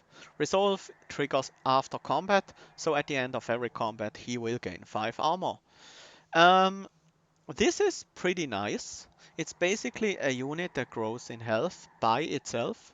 A pretty decent tank. If you use Steelworker as your main defensive unit, you might want to have him in the front lines. And to make him viable in later combats, you might need to increase his health a little bit. Otherwise, he won't really survive the early waves until he manages to build up enough armor, and Resolve gain armor 5, while being enough to outscale the early damage, will not be enough after Daedalus to outscale the damage the units do to him, so you will need other armor cards to keep him alive, but he does help quite a bit with his basically free fortify every turn. So that's decent, and oftentimes if I need a frontline unit to tank the damage, I am looking for Steelworker in particular because it's the best the Hellhorned have to offer at low capacity, low cost, tanky frontline units. So Steelworker, pretty nice. Uh, Especially in longer combats, his resolve ability can really pay off, and early on he can outscale the enemy damage often by himself, which is very, very nice indeed, because he will have a nice chunk of armor by the time the boss comes around in that case. And later on, it makes it easier for you to keep up with the enemy damage with armor cards, thanks to his resolve.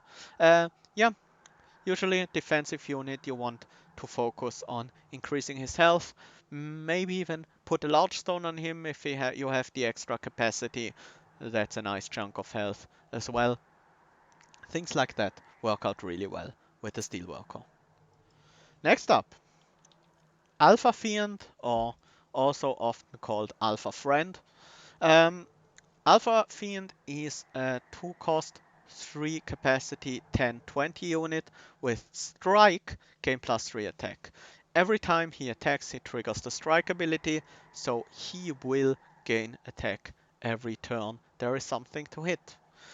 So his base stats are really low, his cost is a bit high, his capacity usage is pretty high, so he doesn't work well just on his own. Alpha Friend really wants multi-strike, because that means he will not only do double the damage, but he will grow twice as fast as well, because every time he strikes, he gains plus 3 attack. With a single multi-strike, he can suddenly scale very well and be actually worth the investment of 2 Ember, 3 capacity, which can otherwise be a bit hard to justify for the Alpha Friend. Um, if he has multi-strike, he can be your main carry unit, especially if you manage to give him multi-strike 2, then he grows really fast, deals a ton of damage very quickly. You have to treat Alpha Fend a bit like a slay unit, because he needs something to hit. If you kill all the enemies before they get to him, he will not grow because he can't attack. It's a bit easier in combats with flying bosses, because sometimes the flying boss will be on his floor and he can hit that boss to grow his stats. Um, that said, him needing multi-strike to actually scale can be a bit of an issue, and sometimes that's the reason you want to avoid picking up Alpha Friend. But if you are about to go into a, a Merchant of Steel, maybe Alpha Friend can work out. Even if you don't find multi-strike, you can use one of the upgrade slots to just upgrade his attack, so he can at least be meaningful early on. Uh, he becomes very good if you have the multi-strike artifact, Garruk's Goad, which gives every demon unit multi-strike, and then it's a pretty safe pickup. Other than that, it's a bit of a gamble, because if you don't find multi-strike on your Alpha Friend, he's not gonna carry you very far. So definitely uh, a unit that requires a lot of investment as well, similar to a branded warrior. Then last but not least, on the uncommon unit, there is a Demon Fiend. Demon Fiend is a huge 4 Ember, 3 capacity, 50-50 unit. That is very nice if you manage to play him. Him costing 4 Ember very often means you won't be taking him early, unless you have an artifact that helps you play the Demon Fiend. Um, Even if you have something like a Pirate Jumper in your deck, you need to draw those two in the same hand, so it can be a bit difficult to get the Demon Fiend out. And if you can get him out reliably, I would say he's not worth carrying around. There are quite a few artifacts that make it a lot easier or a lot more worthwhile using a Demon Fiend. And if you have any of these, if you have extra Ember from a boss relic, for example, or if you have Forever Flame that makes every unit cost 2 less, then Demon Fiend can become really, really good. Because a 50-50 stat line is not bad. It's not good enough to carry you through the late game. It will be great at least up until Daedalus and probably even up until Fell. But after that, the 50-50 stat line is not that exciting anymore, and you really want some sort of scaling. But if you can give him multi-strike, perhaps with the aforementioned relic Gurk's Goad or with shop upgrades, then he becomes a lot better. He also benefits a lot from quick because he does have a high attack and can kill some enemies before they can hit him, which can protect his health. He can also be a front line in front of your Hornbreaker Prince or something, because 50 health is a decent amount, and he can even help with his own pretty decent damage tag. That all said, if you don't have extra Ember or a relic that makes it easier to play the Demon Fiend out, do avoid him, because if you can play him, he's not worth carrying around until later, usually.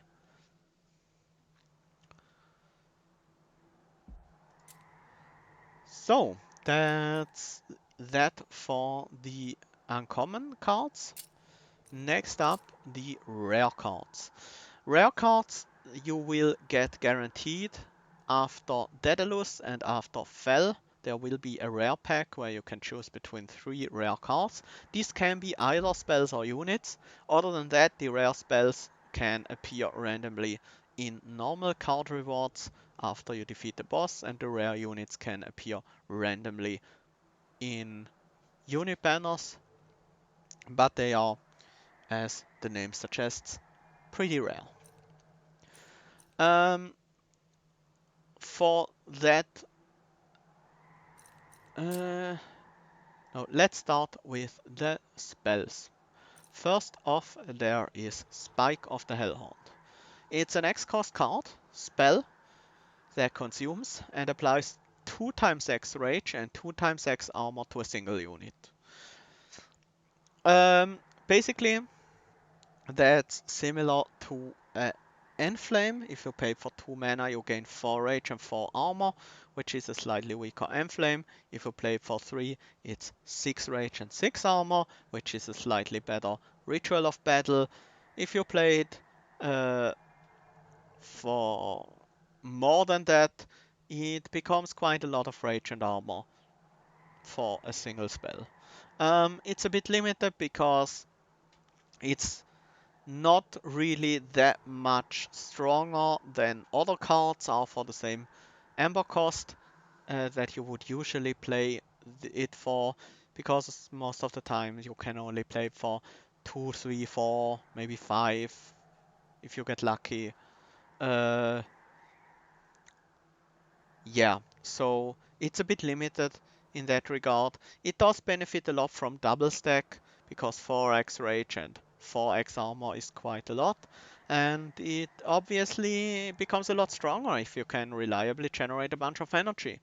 If you have cards like First Help Pact that benefit your X cost cards by adding +3 to the X value, then it becomes really powerful.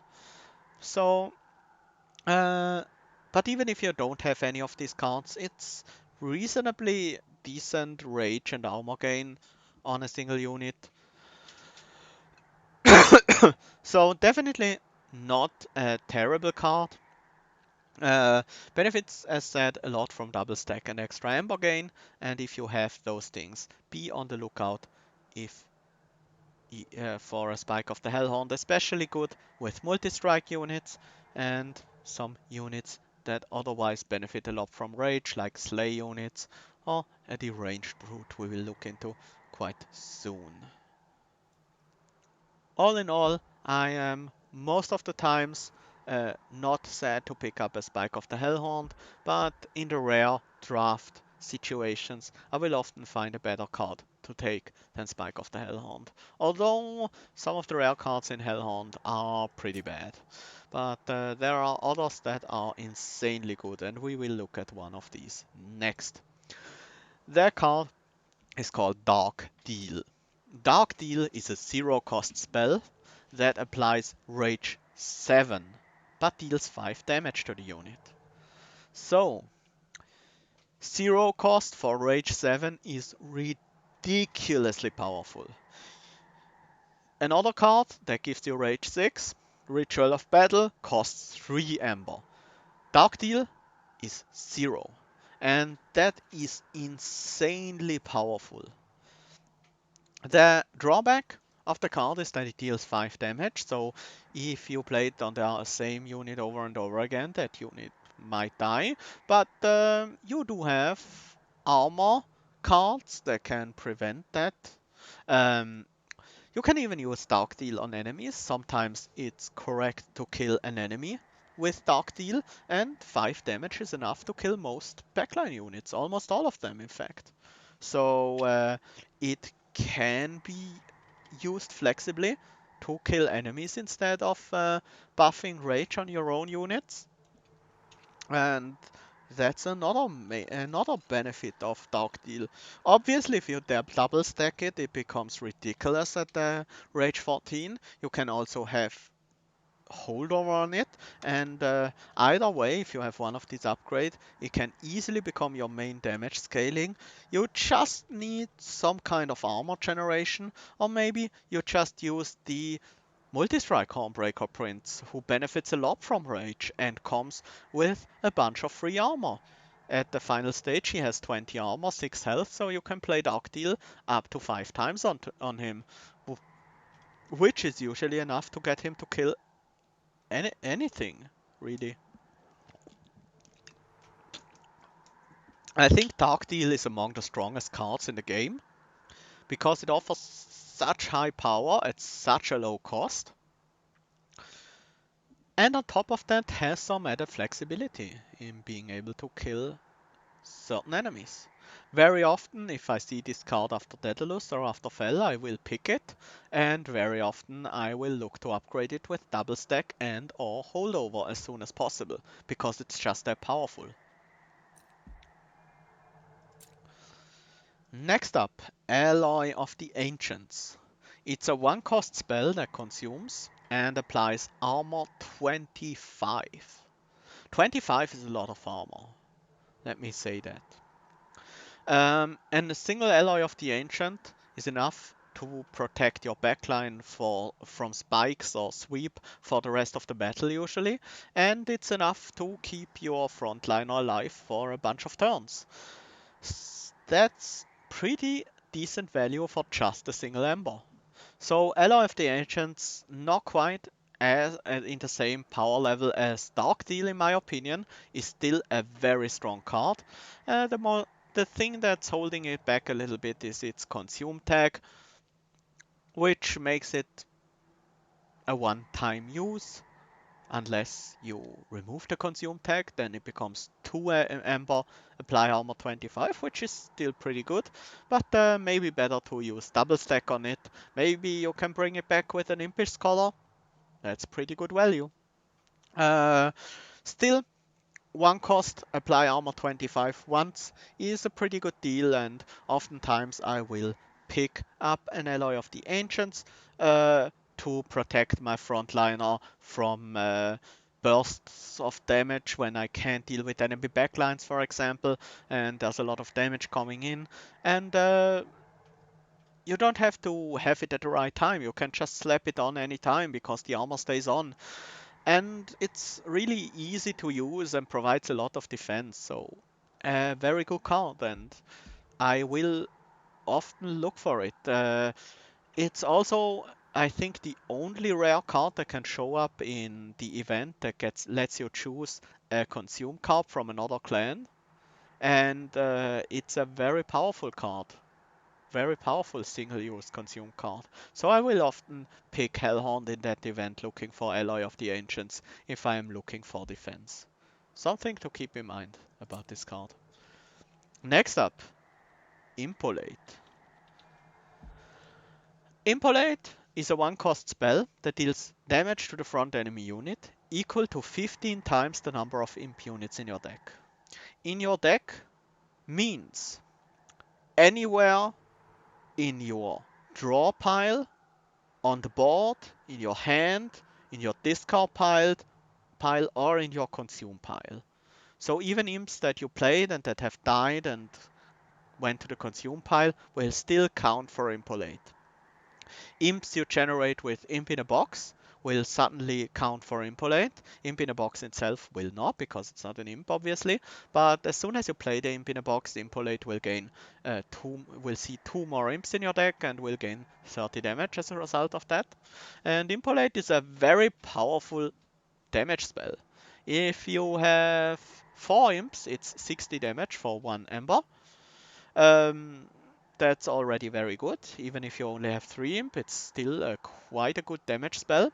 Less than that, it might not be so great, but if you have a bunch of imps already, Impolate becomes very, very good, and oftentimes you can pick up more imps after that. If you have an imp heavy deck and do have an Impolate at your disposal, don't hesitate to put holdover on it, so you can play it every turn and remove frontliners very easily. Um, yeah, all in all, a very, very powerful deck.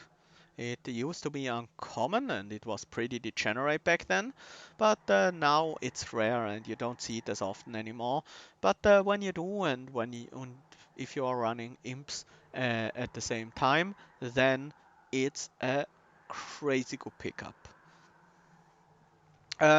Oftentimes, if you only have 1 or 2 imps, it might not be worth picking up Impolate over another card, but even if it only does, let's say 30 damage, it's not a bad card, and the only reason to skip on it would be if you see a stronger rare card like a Dark Deal or an Alloy of the Ancients you want over it.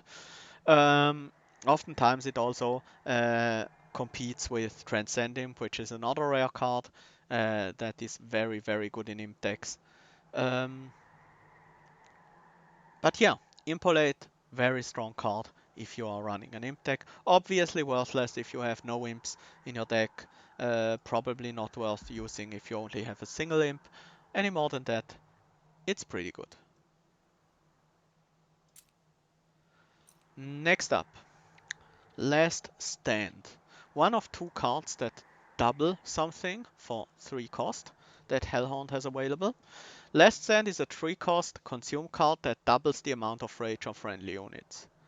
So if we look at other cards the Hellhorned has available, there's a 3 cost card that gains 6 rage. So basically Last Stand needs to give at least 6 rage to be worth using. Because the other 3, the Ritual of Battle, the 3 cost card that gives 6 rage, is not a great card. Maybe Last Stand needs to give more, like 10 rage to be worth it. And very often it can do that.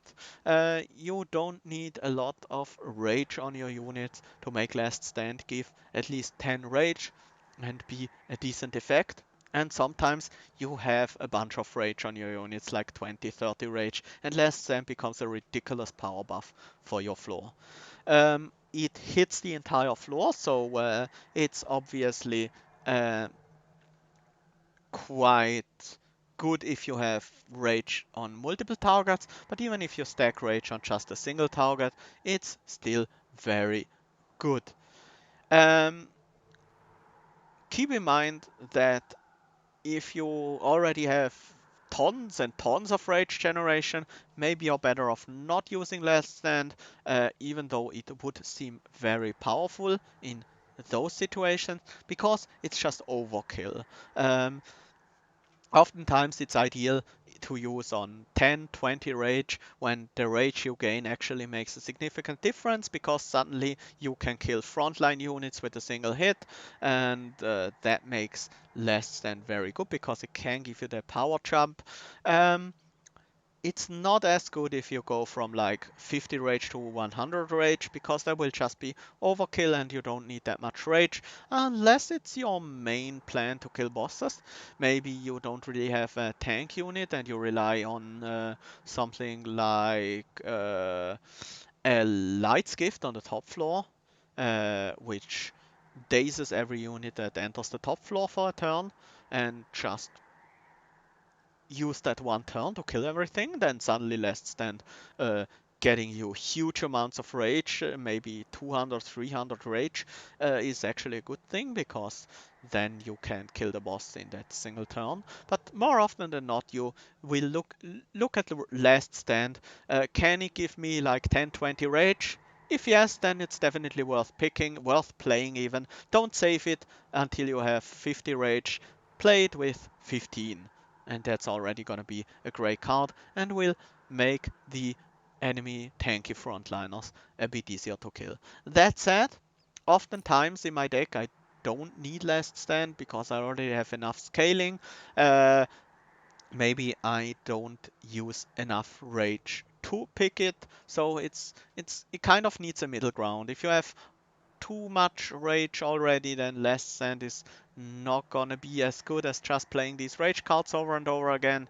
And if you have not enough rage, Last Stand just won't do a lot by itself. But if you are in that middle ground where you need that burst of power, then Last Stand is a great card. It does cost 3, so you might want to cost reduce it. It does consume after one play, which I think is often a good thing, because after you double your rage once, then you usually have enough rage to deal with whatever is coming up next. So yeah, Last Stand definitely a useful card in certain decks that do want rage and do need a burst of rage on top of the other rage they have already generated. Um, something, some things that are holding it back is that if you are drawing it early, then you probably don't have enough rage on your units just yet, and you will be unable to play it in the first cycle of your deck, and you need to wait until you drew through your whole deck. For that reason, Permafrost is a great upgrade on Last Stand. If you can get Permafrost on it, it becomes much more easy to use, because you can just wait until you have a decent amount of rage on your unit and you have an enemy that you can't currently kill, and then you play Last Stand, and suddenly that enemy and any future enemies that come to your floor will die to the amount of rage on your units. Next up, a card that is very similar to Last Stand. It's Reinforce. It's a 3 cost that doubles the amount of armor on one unit and consumes. Now, Last Stand was a pretty decent card in certain decks. I think Reinforce is just terrible. Um, for a 3 cost card to be worth it, you need to generate, especially a consume card, a rare consume card. It competes with something like Alloy of the Ancients, which is 1 cost. So it needs to basically generate around 50 armor to be good. So you need to accumulate 50 armor on your units. And unlike Rage, Rage will decay, but it will only decay by 1 a turn. Armor will usually decay a lot faster because enemies are hitting your units. So you need a lot more armor generation than Rage to reach the critical point. On top of that, to make Reinforce worth it, it needs to be quite a lot of armor. Maybe, as I said, about 50 armor is a good amount to play Reinforce on. Um, On 50 armor, it's definitely worth, I think. Maybe even on 40. 30 might not be that great to play reinforced, but sometimes you have to if you have a reinforced in your deck. Any lower than that, and it's basically trash. But if you have like 70, 80 armor, then you probably have enough armor for the fight. You will have a way you got to 70, 80 armor, and like you already have armor cards in your deck that got you to 70, 80 armor. And these armor cards will usually, if you can get to that armor value, will usually keep up with the enemy's damage value. Otherwise, you wouldn't be able to stack up the armor. And then Reinforced gives you another 70, 80 armor on top of that, and you don't really need it. There is a sweet spot where where you can stack enough armor to survive the enemy damage, but not enough armor to survive the boss. And in those scenarios, Reinforced can actually help. But that is such a rare case that Reinforced almost never matters. Oftentimes, it will just be a bad ally of the Ancients, giving you like 20 armor for 3 Ember. I guess you can cost reduce it, but even if you cost reduce it twice, it's still the same cost as a ally of the Ancients that hasn't been cost reduced.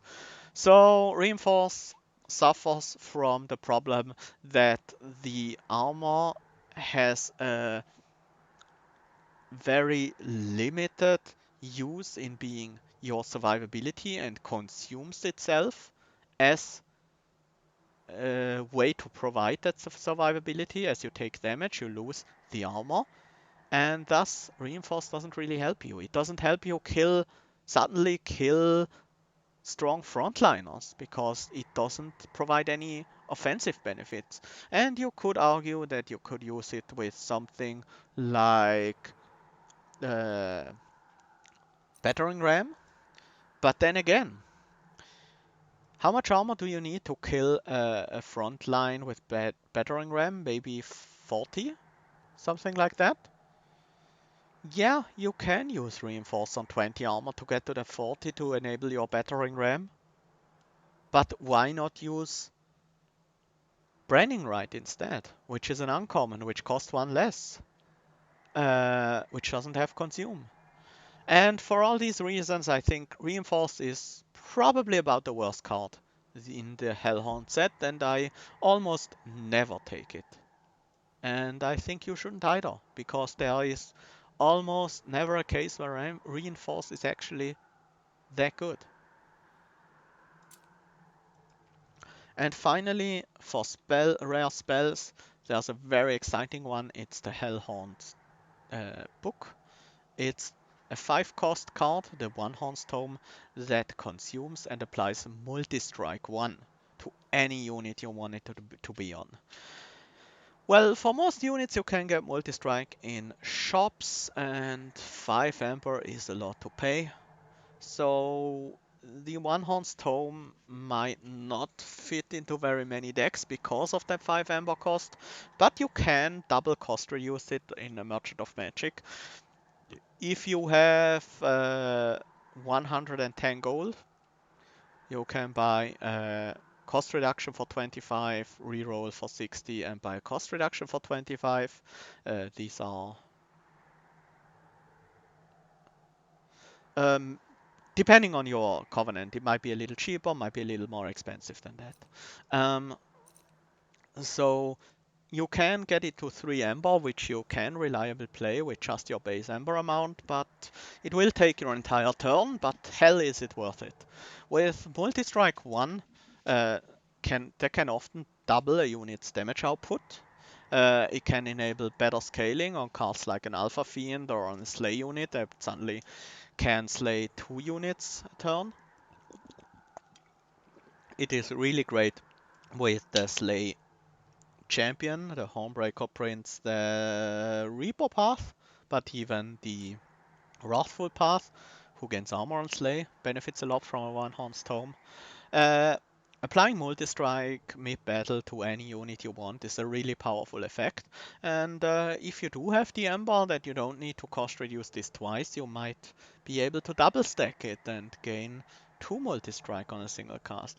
Usually it's not worth consume removing the one-horn tome unless you have exactly um, Volatile Gorge, which makes every card cost a random amount between 0 and 3 when you draw it. So that makes one horn tome a lot easier to play. Then you can even consume remove it, so you can play it multiple times in a fight. But usually that's not really worth it, and you're better off cost reducing it and double stacking it to gain 2 multi-strike.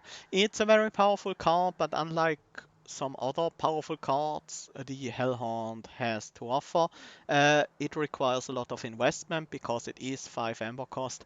You need a good way to play it. If you're going for a high roll on a scoring game, like a daily challenge, Hell Rush or something, then it can be worth picking up speculatively and building up to a final fight where you stack a bunch of one horn tome on a big unit and burst down Seraph from the skies to get a flying kill with a huge multi-striking unit, maybe multi-strike 8 or something. I had runs like that, and it can be very, very powerful, very high rolly. But if you are just looking to win your fights and don't really care about score, then it becomes a bit less exciting, but it's still a powerful effect to be able to just apply multi-strike. And oftentimes it is worth the investment you actually have to take to make this card playable. If it ever gets nerfed to cost more than 5 Amber, then it might not be worth it anymore. But we have to see then. Next up, there are 3 rare units. Let's look at the Imp first, Transcend Imp. This card you can find in uh, combat rewards after you defeat the normal combat or after you defeat Fel or Daedalus. Um, it is counted as a spells for the purpose of finding the card and not as a unit, so you cannot find it in banners. So don't go to a Hellhorn banner in hopes of finding a Transcending because it will never be there. Like all the other imps, it's a 1 cost 1/1 unit. It doesn't have a summon effect in mm, not literally has it doesn't literally have a summon effect. It has a when played effect, and that's for a certain reason, because it has when played repeat all summon effects triggered so far this battle. So the reason that's not a summon effect is obviously because if you would play a second Transcending, it would copy the first one summon effect if it were one, so it's instead not a summon effect. So the Transcendium doesn't copy other Transcendiums, but it does copy every other summon effects, which are mostly found on imps, but there are a few other summon effects that can lead to some hilarious results. Transcend Imp is very, very powerful in an imp deck because basically if you play it, it's as if you played every imp you've played so far again, but only needing 1 capacity. So if you played a bunch of Fletchling Imp, let's say you have an endless Fletchling Imp in your deck and you play that every turn, you've played it for 4 turns when you draw the Transcend Imp, maybe you play it a 5th time that turn, and then you play the Transcend Imp, and the Transcend Imp gives 15 rage to every run. Pretty good. But even then, if you have other imps mixed in, that can be even more powerful. If you have the Impish Scholar and the Pyre Jumper, then Transcend Imp gives you cards and gives you Ember, and you can even build some kind of combo deck around that gets back cards and gets back Embers to play these cards again and maybe find a way to generate another Transcend Imp or play this Transcend Imp again. If you happen to have an Imp deck with Transcend Imp in it, definitely consider adding Endless to this card. So you can benefit from it multiple times. Otherwise, if you don't have an imp deck, it's a bit harder to make this work. But even if you have just a single imp with Endless, it can already be worth it. Like, as I said, a fledgling imp with Endless, you play it a bunch of times, then you play the Transcend imp for 12, 15, 18 rage on everyone. That's really, really powerful.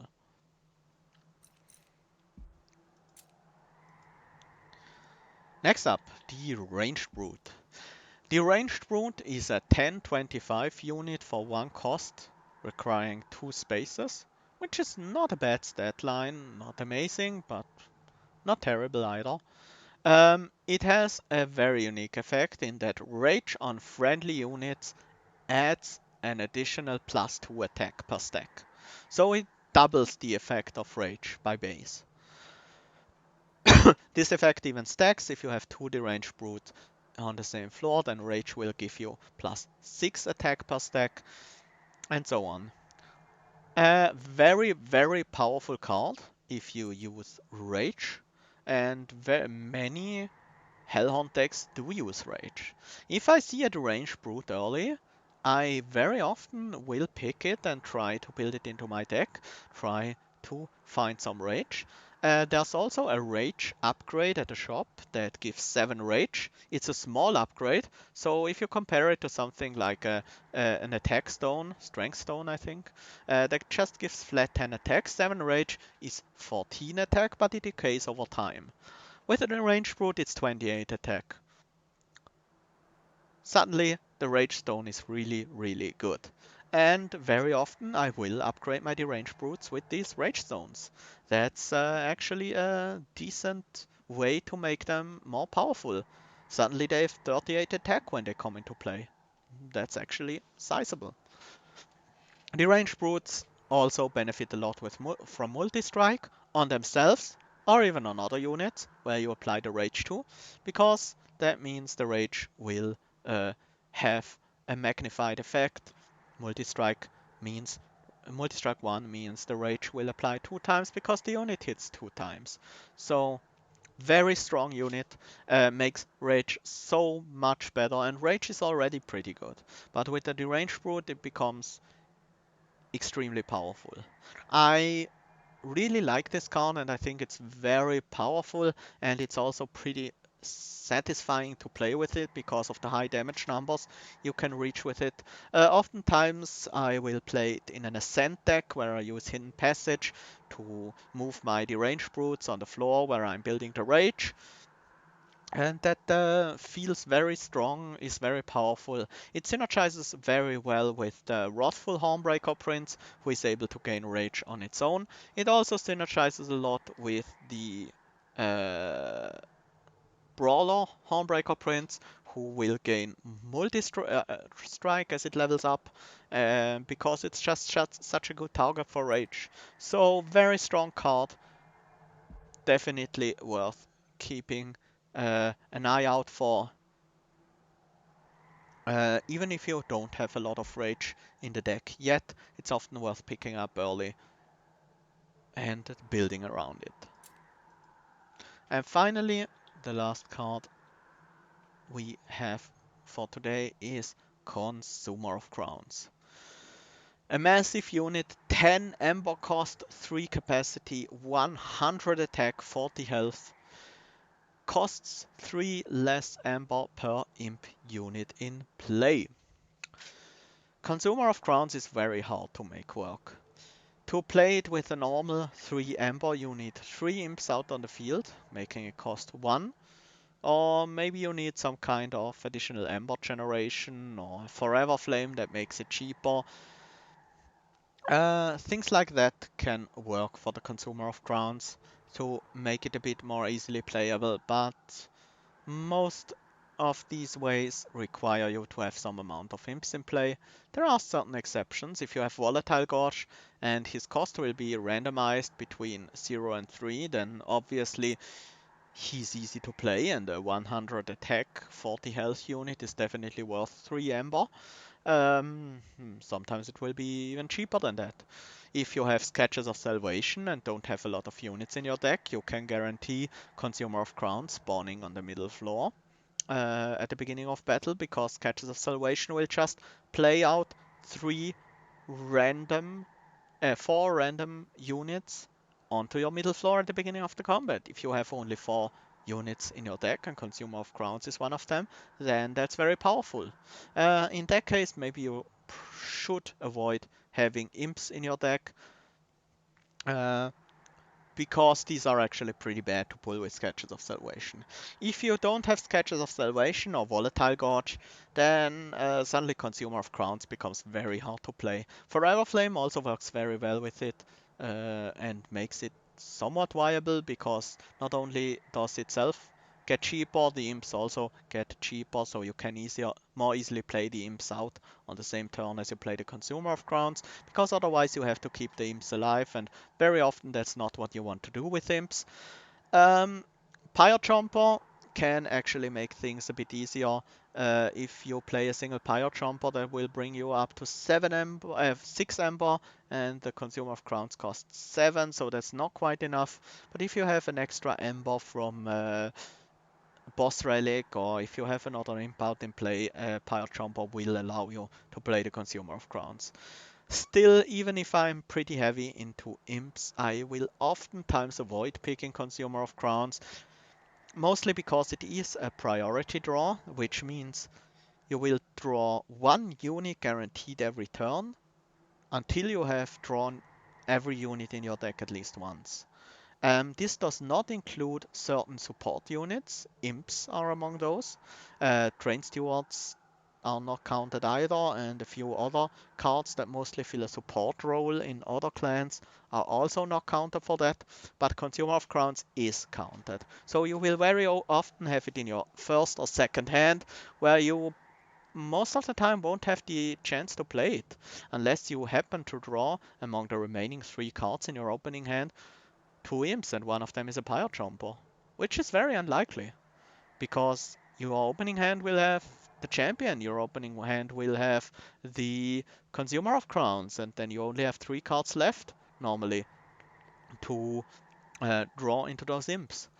And for those reasons, Consumer of Crowns is a card that has very limited potential, very limited use. Sees Rarely sees use in my decks. Um, but if I do pick one because I can enable it, maybe I can freeze it in my hand somehow, because I'm playing with Stygian as my second clan and can play it as soon as I have the required imps out.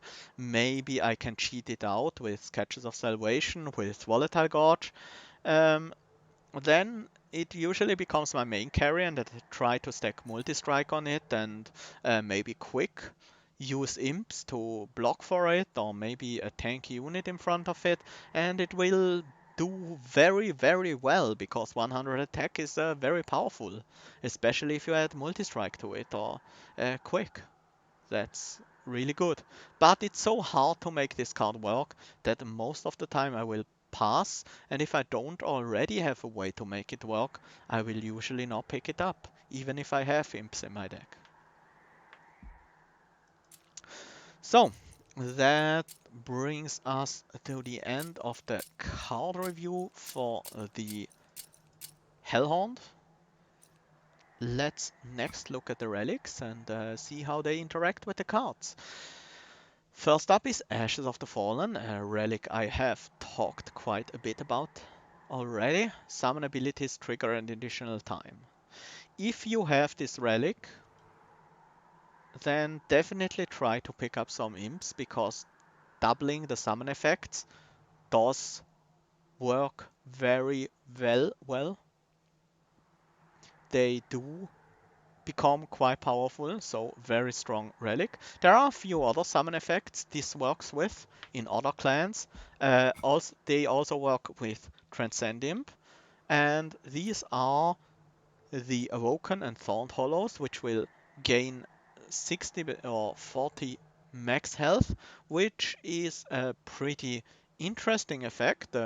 You can have a Transcendent with huge max health. How useful that is questionable, but if you have Ashes of the Fallen, these definitely benefit a lot from that because you can heal them up much higher than you would normally be able to. And then there's the Architect Penumbra, who will increase the capacity on his floor, and that's very useful to pick up with the Transcend Imp, and also very useful to double up on with Ashes of the Fallen. So there's definitely some inter-clan synergy with Ashes of the Fallen with these three cards from other clans that have summon effects. Next up, Collection of Tails. Rage does not decay on friendly units. That doesn't seem that powerful because Rage only decreases by 1 each turn, so it's basically only gaining you 1 Rage each turn. But it does so on every unit that has Rage, and there are quite a few ways in Hellhorned to give Rage to multiple units as well. And oftentimes your units will have Rage from very early on in the battle until they fight the boss and defeat the boss. So this one Rage you save each turn will add up to quite a lot. On some fights there can be 10, 11 Rage on maybe multiple units, and that makes Collection of Tales quite powerful. Um, if you don't see yourself generating rage early on or multiple units, then Collection of Tales becomes quite a bit weaker, and you might consider picking up a different relic instead. But if you see a Collection of Tales early, it might be worth including some cards that give rage to multiple units, something like Fledgling Imp, or maybe even build around Branded Warrior. Next up is Consume Crown. Friendly units gain +2 attack on kill. That's not an amazingly powerful effect and will usually not be enough damage scaling to deal with bosses, but it is a nice little bit of extra damage and it will add up over time. Um, the nice thing here is that if, other than usual slay effect, this consumed crown will not uh, it will not matter which unit gets the kill exactly. Obviously, cards like units with multi-strike will benefit from this more, but they will usually naturally generate more kills, so that works pretty well with them. But oftentimes this is just a nice little benefit and not really changing much how you play or build your deck. Next up, this card is definitely gonna change how you play or build your deck and be a very big power boost if you can make use of it. Gurg's Goat. All demon units get multi-strike 1. Multi-strike is just such a huge game changer, and giving this to all your demon units for free, not taking up an improvement slot, an upgrade slot on your unit, is amazing. This relic is among the most powerful in the game if you can make use of it. Obviously, if you see it late and have no demons in your deck, then it's pretty bad. But if you have even a single demon with a decent amount of attack, then Guruk's Goat is great. And if I see this card early, this artifact early, I will very often pick it up and try to build around it by picking cards like Branded Warrior or Alpha Fiend who benefit a lot from multi-strike. Maybe use deranged brutes to make rage more powerful on units with multi-strike, themselves having multi-strike as well. Yeah, Gurk's Code, very, very powerful if you can make use of it. And very often worth, to a certain degree, building around it. But that doesn't mean you have to take every demon you see. Most of the times, like having 2 or maybe 3 demons is enough for Gurk's Code to be great value. Oftentimes, even a single demon can make Gurk's Code worth quite a lot because you can basically see it as a Pyrestone housing. Units get an extra upgrade slot plus a multi-strike upgrade on that slot for your demon or multiple demons even, and that's very good. Next up, Impsicle. At the start of your turn, add a random imp unit to your hand. So, Impsicle is a very nice value artifact that just generates an additional card for you to play every turn, an imp. There are quite a few, and you will very rarely see Transcendium generated from this one. Uh, it will generate the common imps more often than the uncommon ones, and Transcendium is, as said, very rare. But these common imps are usually quite valuable.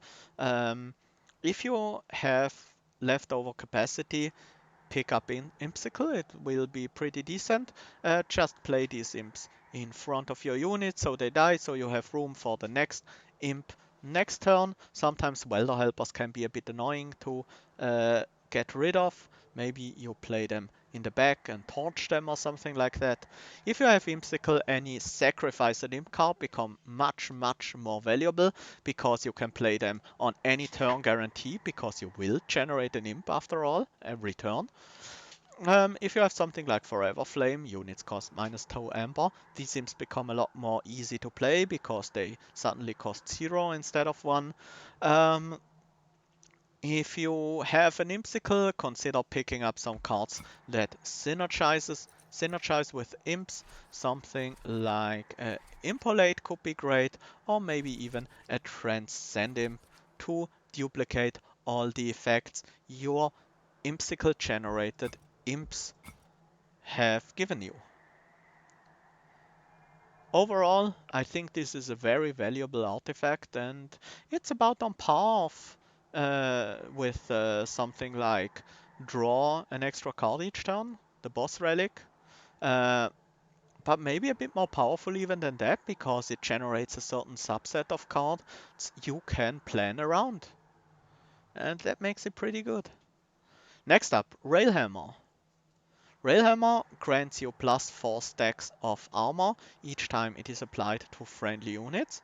So it's obviously best if you have some multiple small armor gain cards, something like a Rail Beater that gains 5 armor every turn, benefits a lot from a Railhammer. Um, the zero cost Fortify that gains 5 armor almost doubles the value by from a Railhammer. So these cards obviously benefit a lot more than something like no, the Rail Beater, the Steelworker is the one that gains armor with armor every turn. The Steelworker is the one that benefits a lot from Railhammer.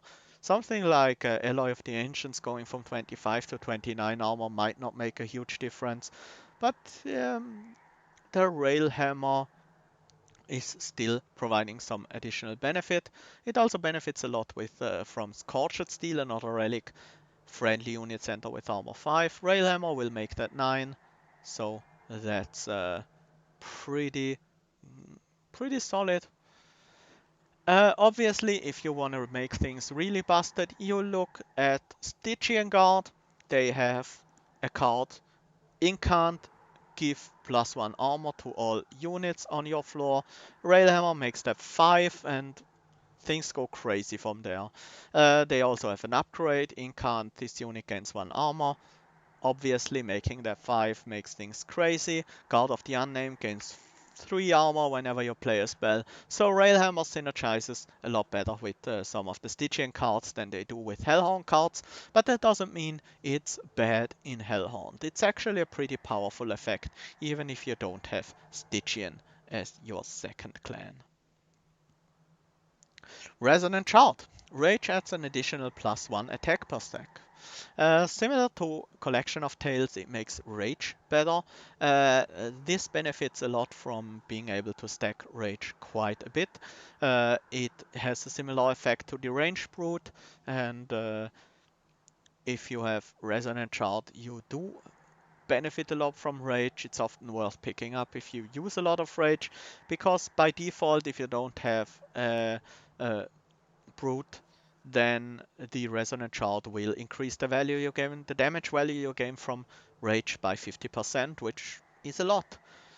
50% extra effect from Rage, very, very strong if you are using Rage. And Resonant Shard is a very powerful relic for that reason.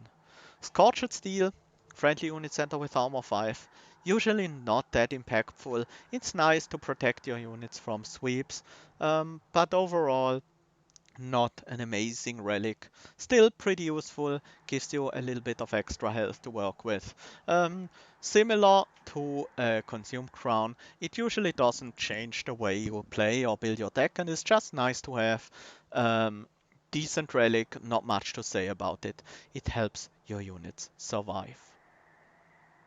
Armor 5 is not gonna do a lot on the front line, but it gives you a little bit of breathing room to get more armor on them, for example. Next up, Scorching Restraints. Friendly units enter with Rage 3.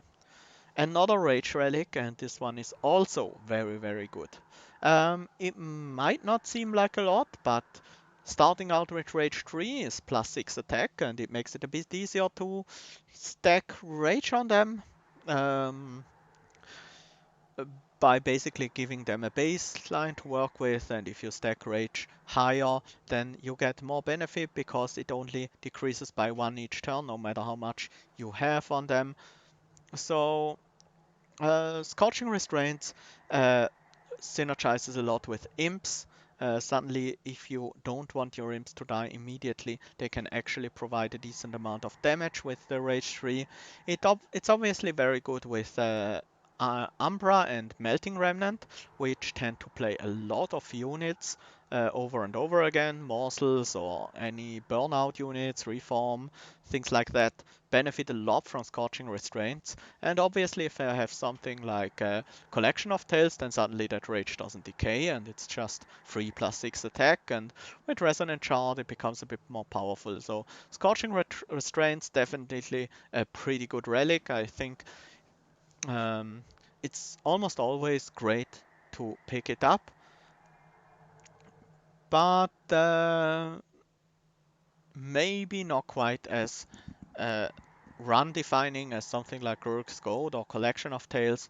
It's another one that's in the category of just nice to have, but I think it's a bit more powerful than Scorched Steel and Consume Crown, especially because very often you want the early damage to kill early waves before you really start scaling with your rage cards and apply a bunch of rage to your units. And the final relic the Hellhorned have available is the Unbroken Horn. The Unbroken Horn conserves Ember between turns. This is very good if you have Pyre Chompers or something like that. If you can amass Ember, Umbra can also help with that quite a bit. And then play giant X cost spells like Spike of the Hellhorned for 20 Ember, which is 40 Rage and 40 Armor, which is really good. It can also help you if you have very high variable draws, like sometimes you draw cards that cost almost nothing, other times you draw cards with cards that cost a lot, then an Unbroken Horn can help you smooth out your plays a bit better.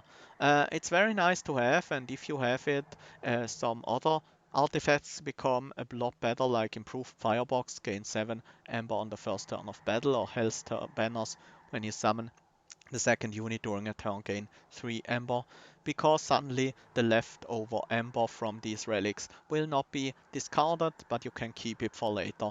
And oftentimes a relic like Improved Firebox with the Unbroken Horn can just solve your energy problem for basically forever. So that's very nice. Some other notable relics that synergize well with Hellhorned, in my opinion, are the Forever Flame that has a very nice benefit with imps, because suddenly the imps are free and it's much easier to play them out. Hell's Banners also works very well with imps, especially if you have Impsicle, but is a bit better in Umbra, I suppose. Improved Firebox can, as I said, work very well with the Unbroken Horn, and it can enable you to use cards like Consumer of Crowns or Alf Demon Fiend, Demon Friend, however you want to call him, uh, a lot. You can play these out a lot more easily with the improved Firebox.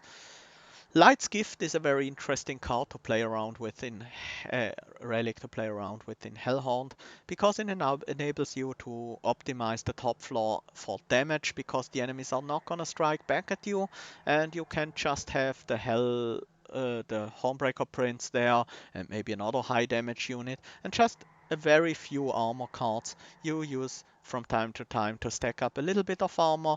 That's gonna be enough to kill bosses because bosses will only be there for the first turn. And it makes it also it makes it a lot easier to stack up armor. So if you have Light's Gift, suddenly things like Reinforce or Battering Ram become a bit more easy to use. Obviously, Sketches of Salvation can be interesting with cards like Demon Fiend or Consumer of Crowns because you get those summoned onto your middle floor for free and also without worries for capacity. So that's very nice, but keep in mind that this will put them in a random order, which is less of a problem for Hellhorn than for other clans because they can just play armor cards on the front unit and keep them alive no matter which one is in front. Temporary Talisman upgrades your torches to a value where they actually matter in the endgame. So if you have that, you don't really need to remove your torches as much. It also works very well with Vent because you can play it for 0 and still deal 3 damage to everything. And obviously Volatile Gorge is pretty good with cards like Consumer of Crowns and Ritual of Battle and obviously the Hellhorned Tome. Yeah, so let's look at the Homebreaker Princess again, and let's think about some archetypes you can play with the Hellhound as your main clan, basically. Not necessarily with Homebreaker Prince as a champion, but mostly with most of your cards being from the Hellhound clan. Um, so obviously there is something like uh, there's I talked about a lot about imp decks or something like that.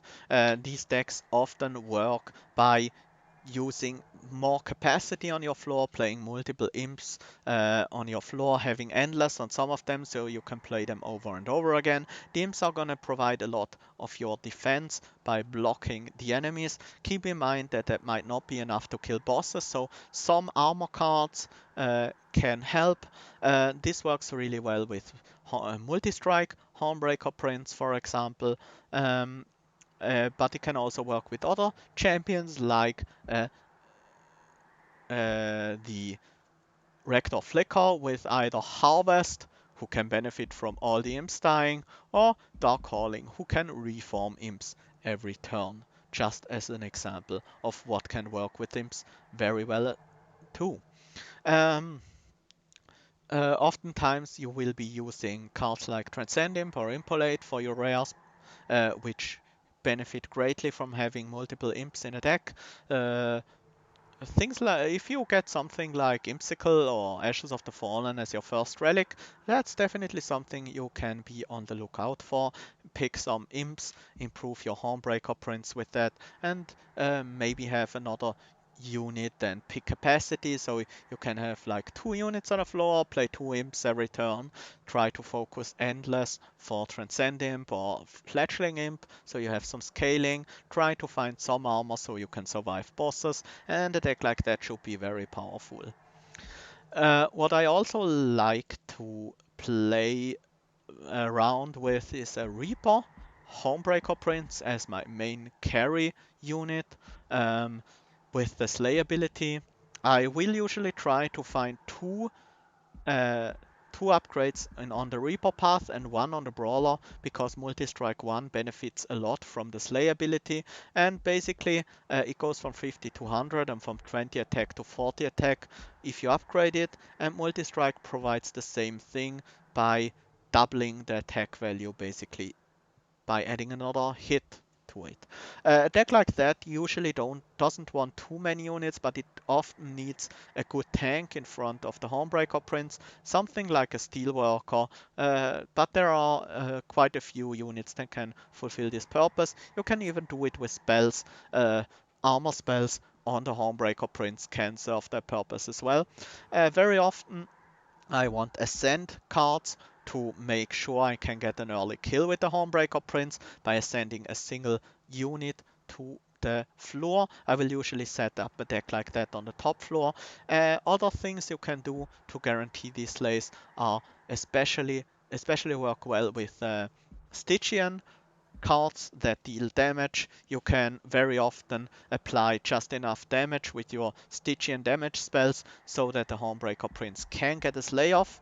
Um, the challenges here are keeping the Hornbreaker Prince alive and getting the first one or two slays off, and from that point on, the Hornbreaker Prince will have enough power to just slay everything, and he can easily get to 300 power or even more by the end of the game when you face Seraph, and that is very satisfying to see. And it does require a lot of planning. Sometimes you need to plan the slays 1 or 2 turns ahead. But if you can do that and have the necessary support cards, that is a very powerful build as well. For the Wrathful Hornbreaker Prince, there is a very great synergy with Spikes from the Awoken clan. The Awoken clan can put spikes on the Hornbreaker Prince, so whenever a weak unit hits the Hornbreaker Prince kills them with the spikes, and that counts as a slay trigger, so he will gain armor, which allows him to tank future hits and kill future units with spikes. And while doing all that, he will gain a nice amount of rage with his revenge, making him strong enough to kill bosses on his own.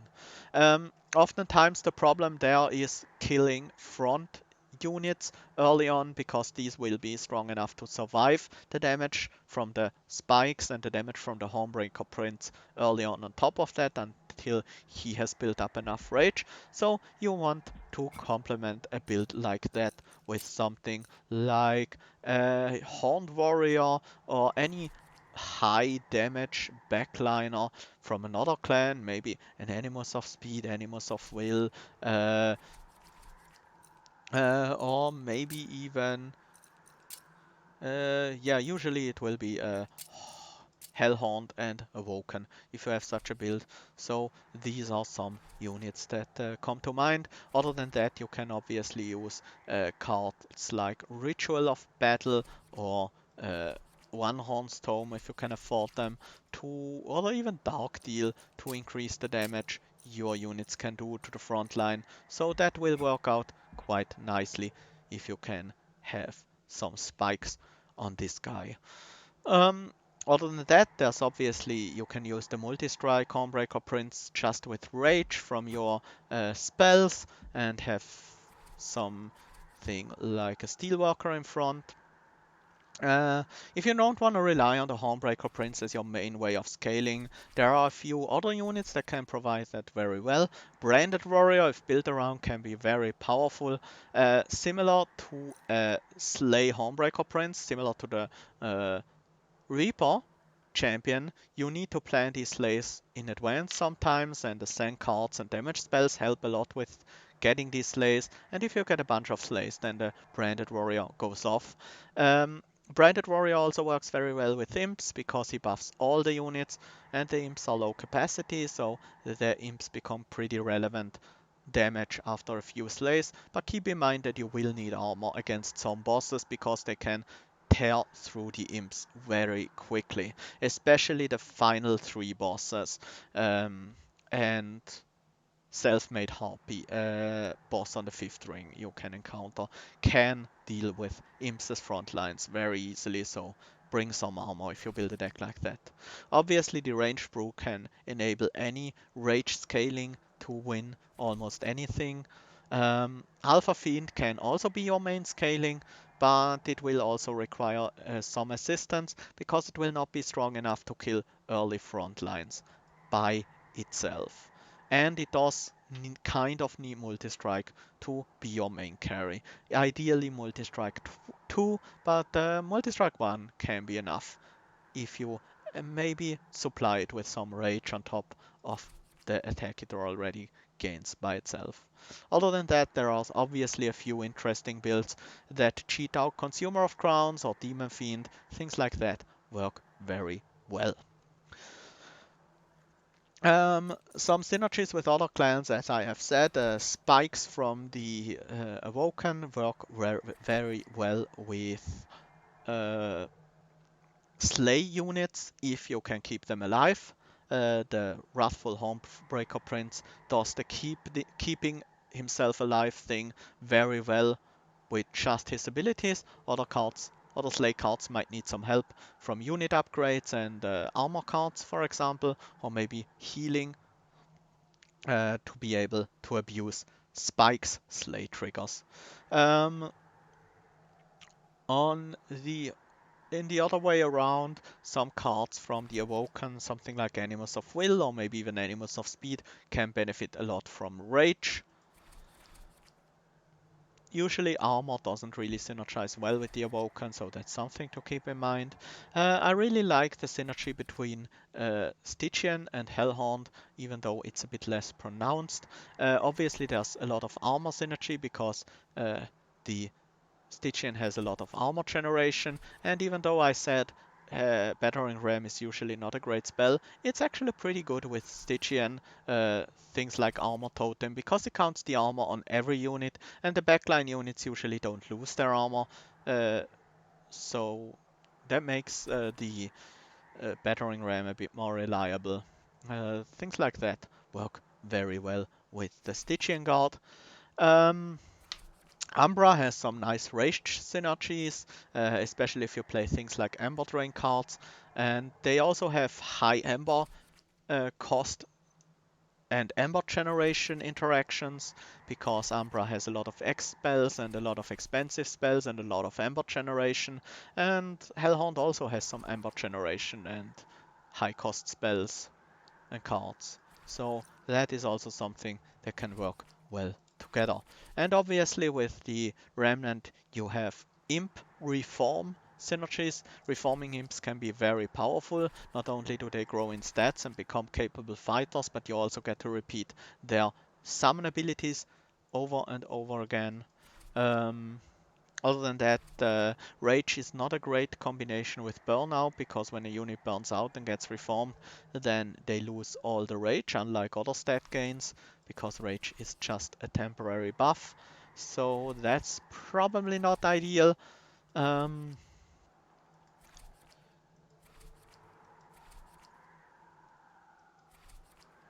But other than that, usually there shouldn't be any major hindrances in combining the Umbra and the Remnant, but there are also not that many great synergies between them, except for the imps and reforming them. So that brings me to the end of today's guide on the Hellhorned clan. I hope you learned a few things today, maybe have gained some insight in how the Hellhound clan works, maybe found some hidden gems in the Hellhound clan that you want to try out, or have a good idea or a better idea how to incorporate Hellhound into another clan a bit more. If I achieved any of that, then my guide, I will consider this guide a success. And stay tuned for the fifth and probably final part for now on the Stygian clan, which I will try to make as soon as I have the time and energy for it. Thank you very much for watching, and see you in the next episode.